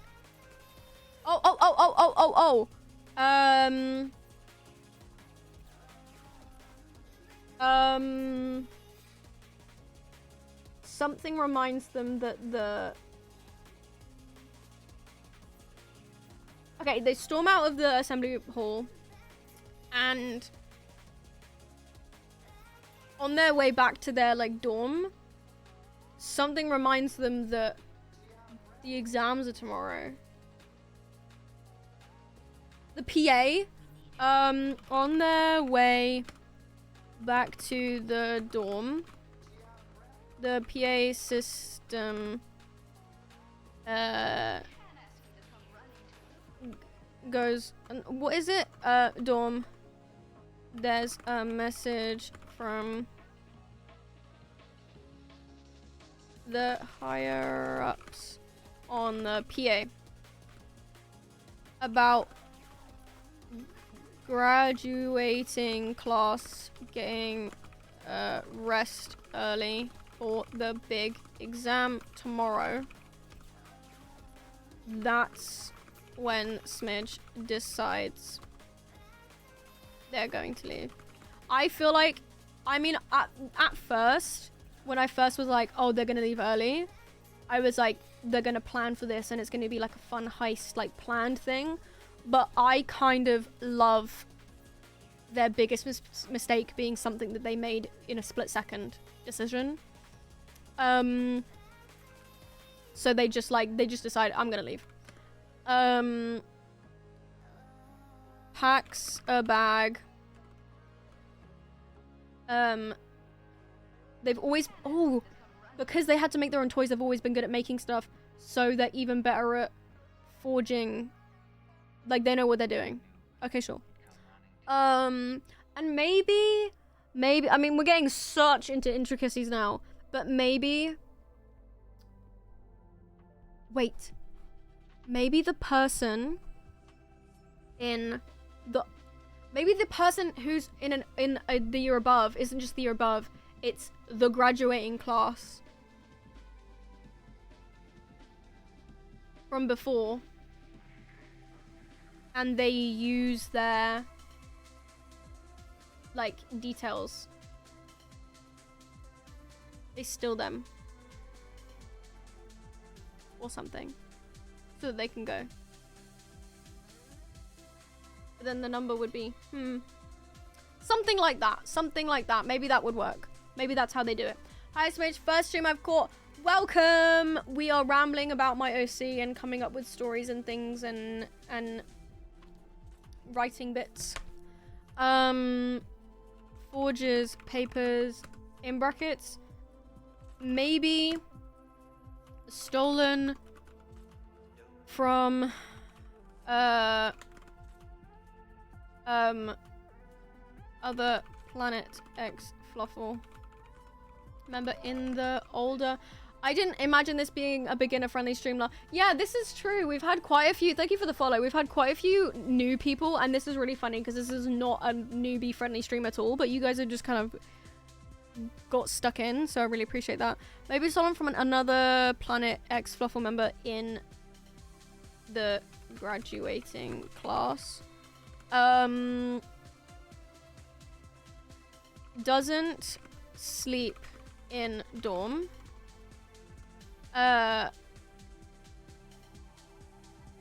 Camps out somewhere. Cupboard, lol, I don't know. So they are first to take exam.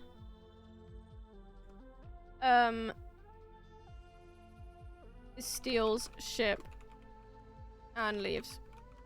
Yeah. Since the upperclassmen is from the same planet as Smidge, weren't they? I imagine it would be easy for them to trick people with fake details. Yes! Yes, true. Yes. That's fun. And also, it just means that, like, if Smidge, I guess they're, like, a genius, whatever, but if Smidge at 13 can, fake stuff to bypass security at this, like, elite academy thing so that they can leave early, but if they can do that with like little to like no help whatsoever, it kind of breaks the integrity of the academy being owned by the Federation and all that stuff. Do you know what I mean? So the fact we need to make it a bit of a challenge. Like they shouldn't just be able to do that. Do you know what I'm saying? So maybe them stealing it from like it being a number system and them stealing it from the upperclassmen means that it still keeps that kind of security there. Like they still had to do a little thing. Like it's still a challenge for them to do it, and then that way it makes it. You get what I'm saying? Okay, so takes exam early, leaves and steals ship. Okay, 13 years old, out in the galaxy. I'm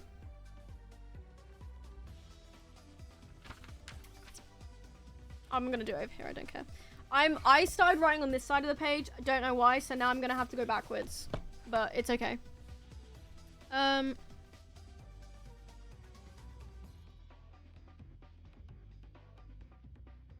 Right. We're at the fun time now. Well, actually, is it fun? It's actually really sad, but whatever. Are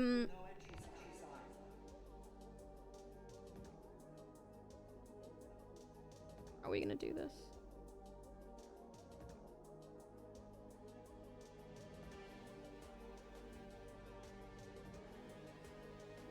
Okay. Scrap right is what I called it, I think. Yes. Okay, I'm making this easy on my eyes. So, scrap right era. Now, I got the name for this from the word playwright, like to write plays, but instead of plays, it's scraps because it's junk. Yeah, you get it.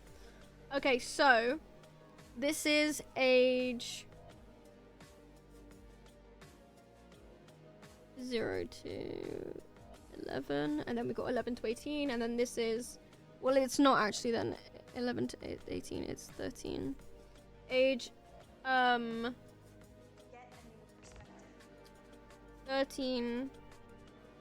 Ooh, okay, actually, we have a decision to make. What age does Smidge go back to?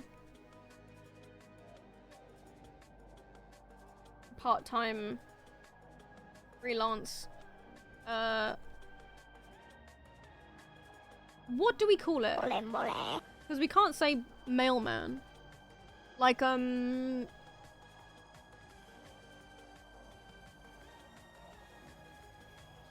delivery? Part-time delivery. Sure, whatever. Guys, I hate the English language sometimes when it comes to just gendering random words. Errand runner. Okay. No. It doesn't really roll off the tongue. A lot of R's in that. Okay, so age 13 to... This is too much.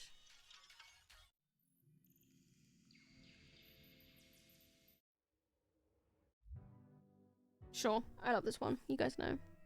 Okay, age... Wait. Okay. Okay, so... 13. Lone wolf. Sad. Small. Bitter.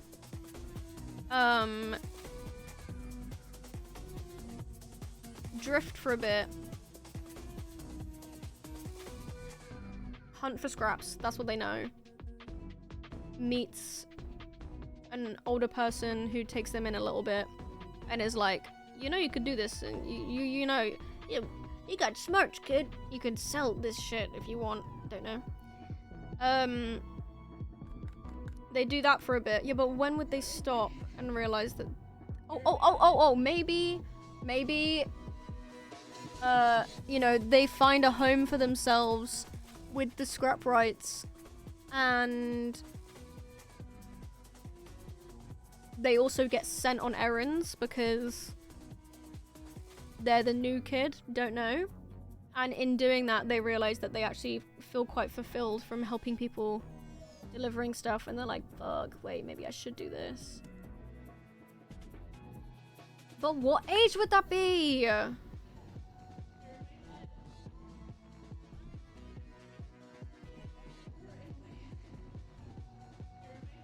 Maybe let's just say 18.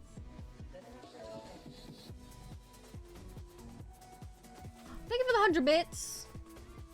Thank you. So, wait.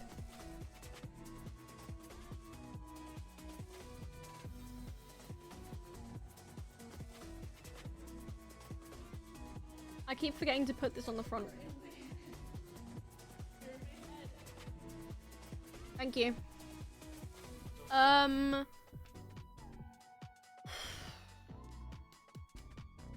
Okay, so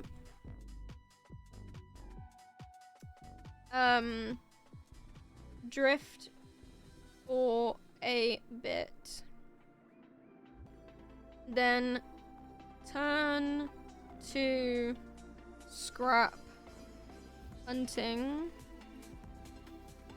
for money and food.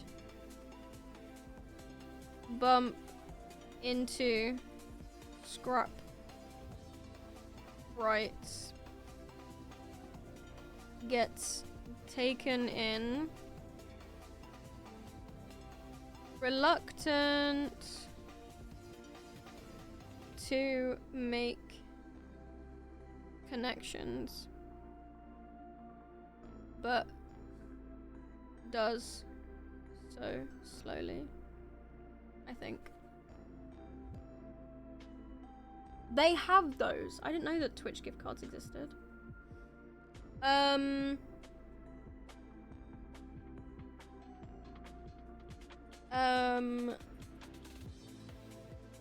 Ends up doing errands and deliveries. And their scrap and pilot skills make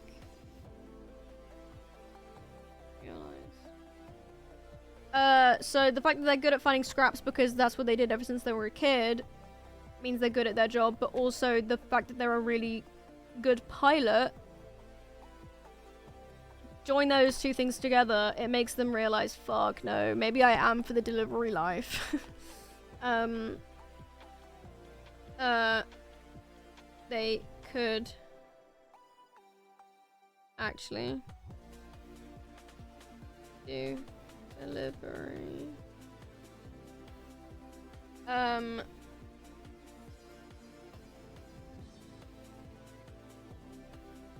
Find their place in the world. Running errands gets them to do as many different things as possible, so it makes them feel like they're making progress before a big decision in their life. Yeah, I do feel like, I mean, the original idea was the delivery thing is because they want to travel. I feel like that's why they like doing it so much.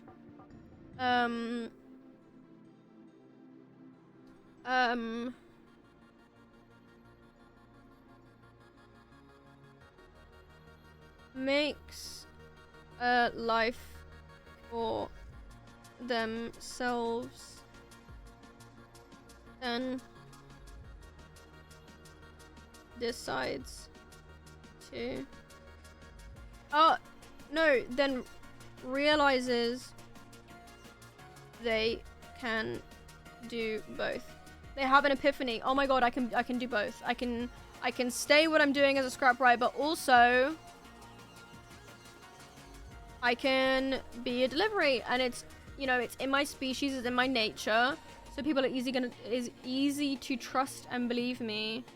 So, and they already have a federation ship, so boom, the perfect scam. Oh, because what if the federation ones, they, you know, they pay a cut, but Smidge being freelance means that... Oh, yay! Thank you, Cosmo. That's so sweet. Thank you for the gifted. God, my brain is slowing down. They're like, I should do both. Yes, that's the point I'm making. So then we get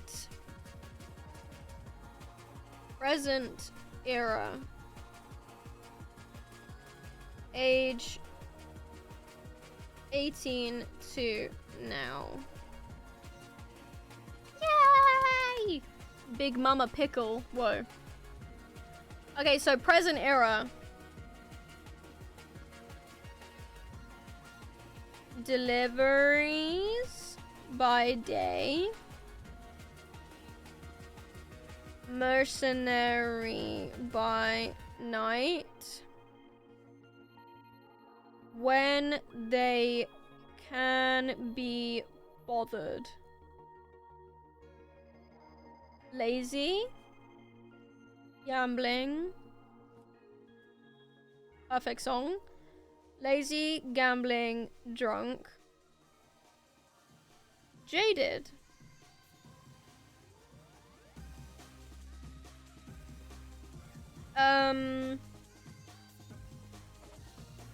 Scrap, right. Still. All the time. I do like the idea that by day they were a delivery person, by night they're a mercenary and they do other shit. But realistically, all day, every day, they kind of just do whatever. And if they're not doing one thing or the other thing, they, for a fact, are breaking apart and putting together different tech. It's completely random, but you can choose, if you're a sub, you can choose what, oh, okay, Rat Pack's about to do it. You can choose your sub, but also if you look, if you do an exclamation point, your character has an exclamation point, and like if you're a sub, you have a little badge of money by your thing. Yeah. Yeah, look, Rat Pack changed, and now it's a bunny. My girl is back, yay! Yes, and if I ask a question, you get a question mark. And if you sub, and like do a message in chat, it will make the chat message is highlighted on the screen. It's cool. Okay, we have the timeline. Okay, let's go over this. Okay, ready, guys? Okay. Smidge is born early life, age 0 to 11. Life formed from a comet. Crashed on a planet, named to be confirmed. Species raising them reproduce asexually, so they are terminally only child syndrome. Smidge is told that they are the only fluffle on the planet. Raised by one parent, old, bitter, wise, androgynous figure. No toys, had to make do and mend, and scavenge, and was sent on errands and stuff. On one of the errands, bumped into another fluffle, and it was like a brief encounter. Convinced they imagined it, but they didn't.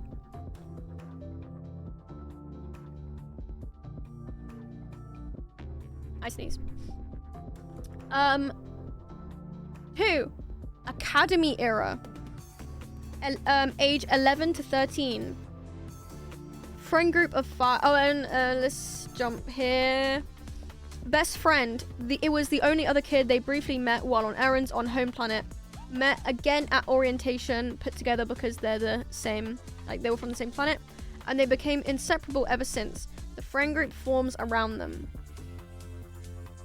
Friend group of 5, names TBC, tight-knit, found family vibes. Not bullied or hated, middle ground, tolerated by most, and loved by their friends. The academic rival, nerd, study, smart, like they're smart because they study loads and like they put in the work. Hates naturally gifted Smidge, but it turns into obsession because they're so different from each other. Awesome. Smidge gets comfy. That should have been playing. Yeah, blah blah blah blah blah.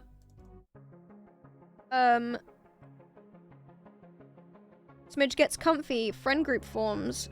They peak at 13, like emotionally, socially. But then there's a big fallout. Smidge blames themselves. There's miscommunication, regret, hurt people they love, unforgivable. They take the exam early. They leave and steal the ship. It's really funny that New Worlds is such a happy song when now we know it's actually something really sad happening.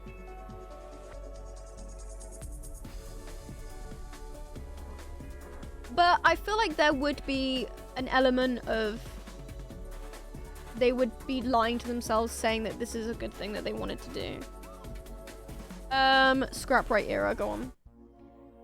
Age 13 to 18. Drift for a bit and then they turn to scrap hunting for money and food. Bumping into scrap rights, they get taken in, reluctant to make new connections but does so slowly. They end up doing errands and deliveries, and their scrap/pilot skills make them realize they could actually do deliveries full time. They make a life for themselves and then realizes that they can do both. Crescent era. Age 18 to now. Deliveries by day and mercenary by night, when they can be bothered. Lazy, gambling,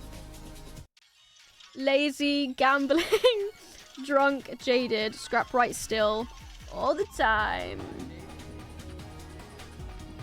Awesome. Okay, happy with that. I'm so happy with that. Smidge streams feel like I'm at home on my spaceship. Yes, yes, yes, yes. Sorry guys, I skipped it. Oh, I'm sorry. Have it back. Have it back. Have it back. Okay, we've done it. We've done it. Thank you guys. I haven't actually arrived at what the album's gonna be about.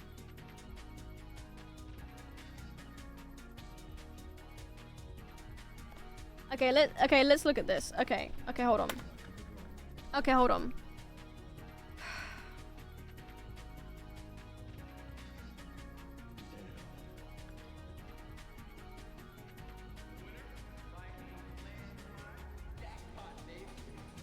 Right. Okay, now we know the story. Smidge's hopes and anxieties for the future. That's too real. Let's look at my notes and word vomit a bunch of stuff. Okay. Oh my god, wait, by the way, guys. Okay. I found this, lyric thing. I wrote these lyrics in 2020, apparently. Okay.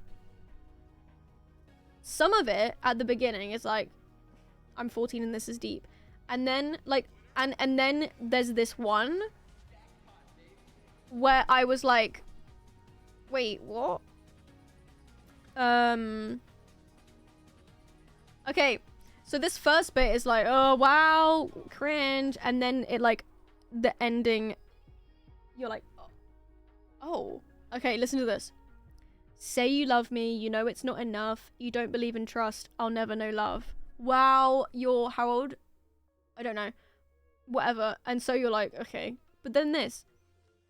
And you've got me on my knees, I'm begging, darling, please. Never forget me, who we were and what you did. I'll never forgive you, we were just kids.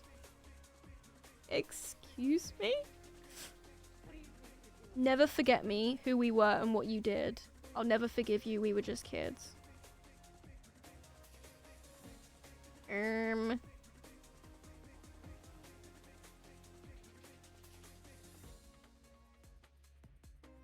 Some of this is like, I'm sad and everything's sad and I'm sad.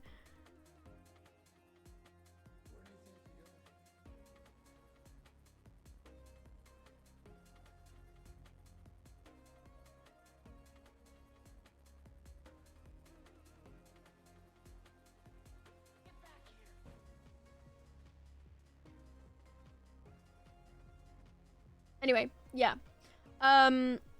Okay, so my actual album ideas list. Right, let's go. Okay.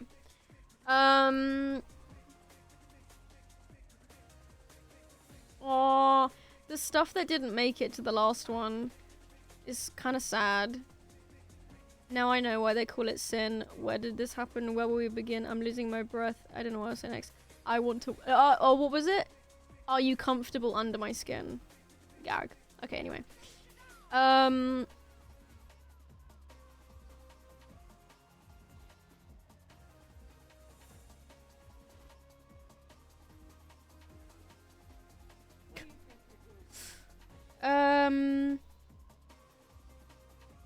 Sample the master saying the sound of drums before a drum and bass beat.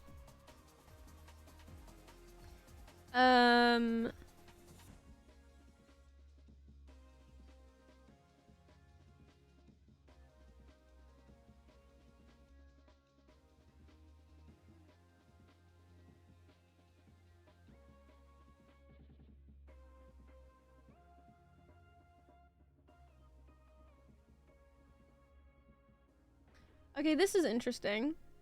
Half of this, I hear a lot of words in my dreams, and then I wake up and write them down, but it's giving, you know, when you try and explain a dream when you've first woken up, it doesn't make any sense. The fact that O3 is coming on as I'm reading this is crazy.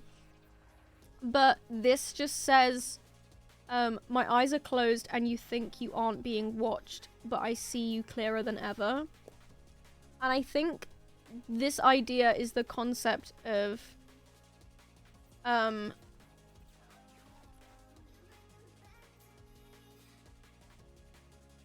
guess it's the same kind of vibe as Enough for Me, where it's about like you seeing someone for who they truly are, but you only see them properly when your eyes are closed, because when you're looking at them you're too distracted or something.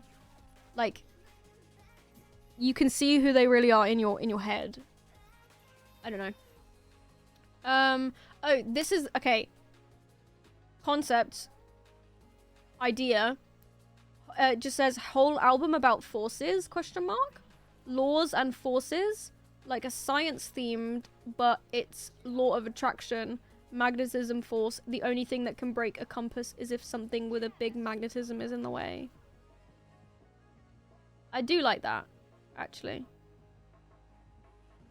The only thing... Yeah, okay. I know I want the album to be very science-y. But I don't know what... I mean, it's always going to be set in the present era. Okay. Well, we're not going to get anywhere if we just, like, if I'm just going blah, blah, blah, blah. So... Okay. Word vomit concepts. Science themed. So, volume 3 was space themed. Volume 4 can be science themed.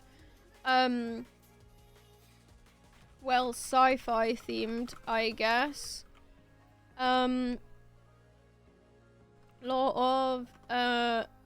Laws of physics.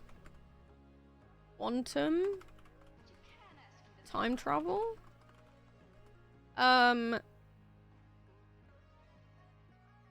Theories. Present day smidge.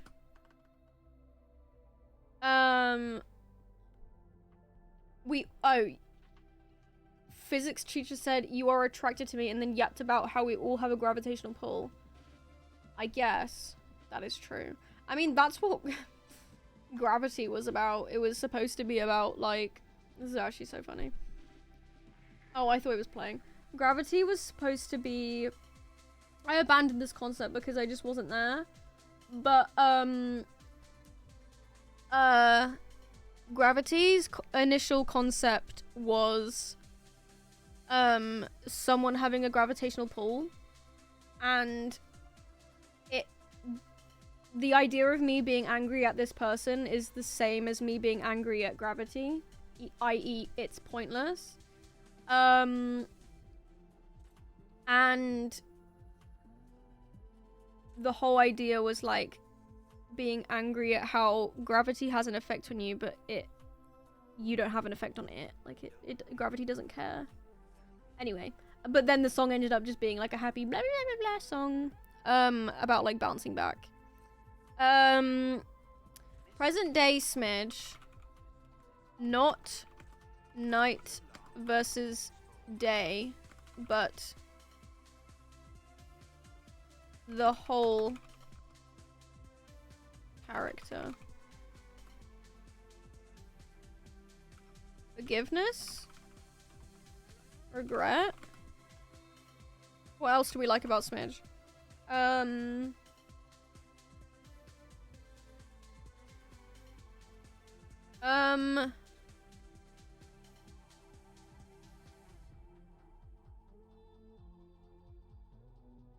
Competition. Rivalry. I'm not like you. You're better. I kind of like that. Guys, this is my only advice when it comes to stuff like this, is you just have to write anything down and just keep going, because then at some point that might be a song. Like,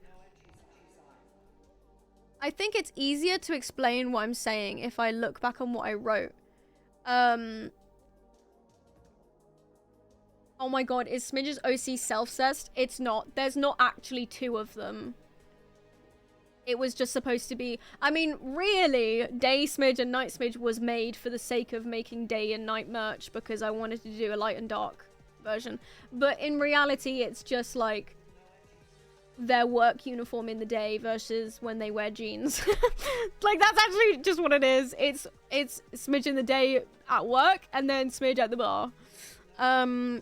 Okay, okay, album stuff for season 3. This is what I wrote, okay? This is actually really interesting. I don't think I've ever read this, but this is really interesting to read my very initial birth ideas of the last album, knowing what it becomes, okay? So my word vomit concepts for season 3 were... Thank you for the follow. Aether? I'm trying my hardest. Thank you. Word vomit concepts for volume 3, okay? Silent Witness, in brackets, the moon. Ooh, didn't use this. The ring, in brackets, love-hate relationship. Oh, that's actually quite fun. Okay, so the concept for the ring is a ring as in, like, you can tell I'm a Doctor Who fan with this wordplay.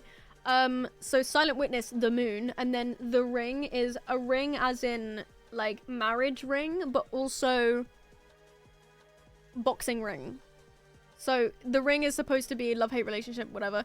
Hyacinths, Scrapwrite, the Academy, Push and Pull, I Can't Say / I Can't Escape, Day and Night, Gambling, Winner, Von Dutch, Instrumental Vibes, Hesitation, Manic, Loading, You're in My Head, If That's All You Are, It's Enough for Me. That's crazy. Honestly, see, this is what I'm saying, guys.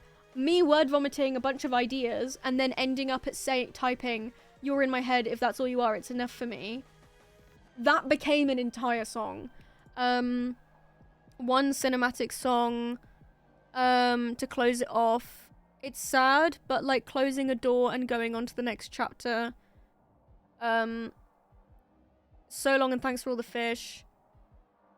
Newtopia type track for leaving the academy, like Into the New World. I don't know, upbeat silly dance track with vocal chops, bouncy rhythm, blah blah blah. Bright and Up There, add refrain bridge of yeah, that's just me talking about New World, which ended up being a song I don't like, so it's fine. Feeling of uncertainty before settling back in. Showing the real deep down feeling of regretting being nervous. Above the Law. Wait. I did that. There we go. You get the idea. Let me get rid of season 3. There you go, season 4. I could read some of this out and like just shoot myself in the foot, so I'm not going to. Okay. Word vomit. Science themed, sci-fi themed, laws of physics, quantum, time travel, theories, present day smidge. Not night versus day, but the whole character. Forgiveness, regret, competition, rivalry. I'm not like you, you're better. What else have we touched on today?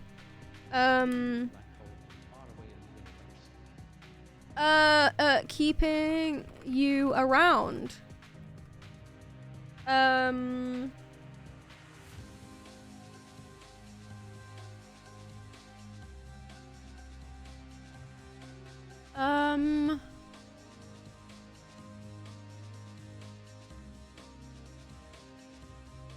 Chat, can I ask you, what is your favorite or most interesting feature of Smidge? Maybe something that we've mentioned today. The character, duh.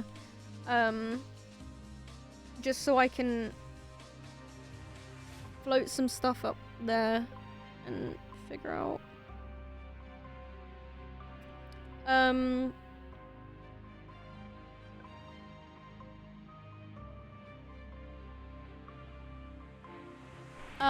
Self-confidence.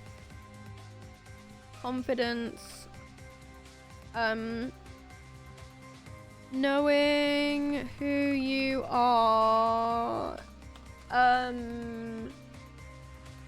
Before someone else tells you who that might be. That's interesting.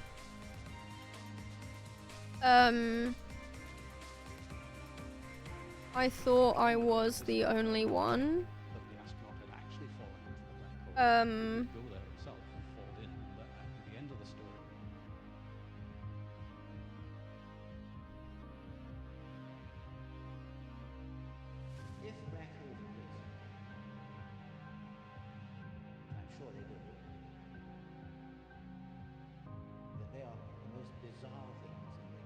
I'm sure more will come to me if I actually finish Hitchhikers and watch more Doctor Who.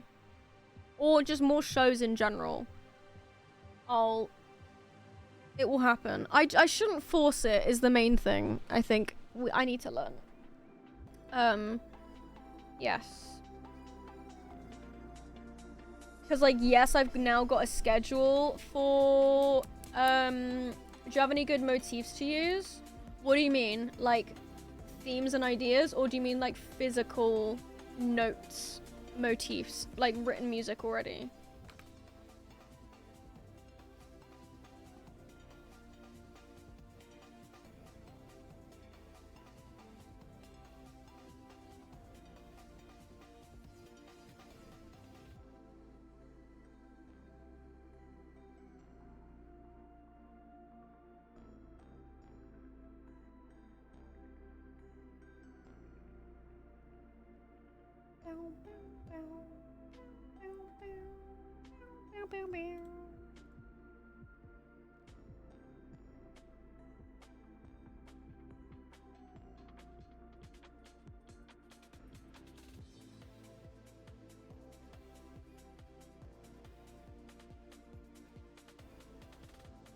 Okay, guys. Sorry, I'm not gonna lie. I was picking someone to raid. I can't breathe. Kind of both, I don't know. Yes and yes, but when it comes to making a song, I do like to have, like a general concept first, or else there are too many avenues for me to go and I don't go anywhere. I do like to kind of have a vision first. It's okay. But I do have, like, I've already organized all my samples, so I do have some melodies already. But I like to have everything out in front of me, and then with the idea I've got, pick, instead of pick and come up with an idea. I don't know why I'm always idea first. But sometimes I'm idea first, and then it goes somewhere else, but I'm always idea first. Okay. So, I've already got, who I've got to raid. Guys, we are gonna raid Fulham. And it is because, if you guys didn't see, He was in my best of 2025 video because we did a fun little stream a while back. And it was really funny and awesome, and I had a lot of fun rewatching it when I was editing, and I messaged him and was like, wait, remember when we did this iconic stream? And he was like, yeah, that was loads of fun. So yeah, go say hi, go hang out. He's doing speedrun stuff, which I don't understand, but like, I'm like, sure, yes, respect. I will see you guys Sunday. I think we're gonna be crafting because I'm gonna record. You've heard this already. Follow the Tumblr for updates and join the Discord. Thank you. See you, Sunday at 12 p.m. GMT.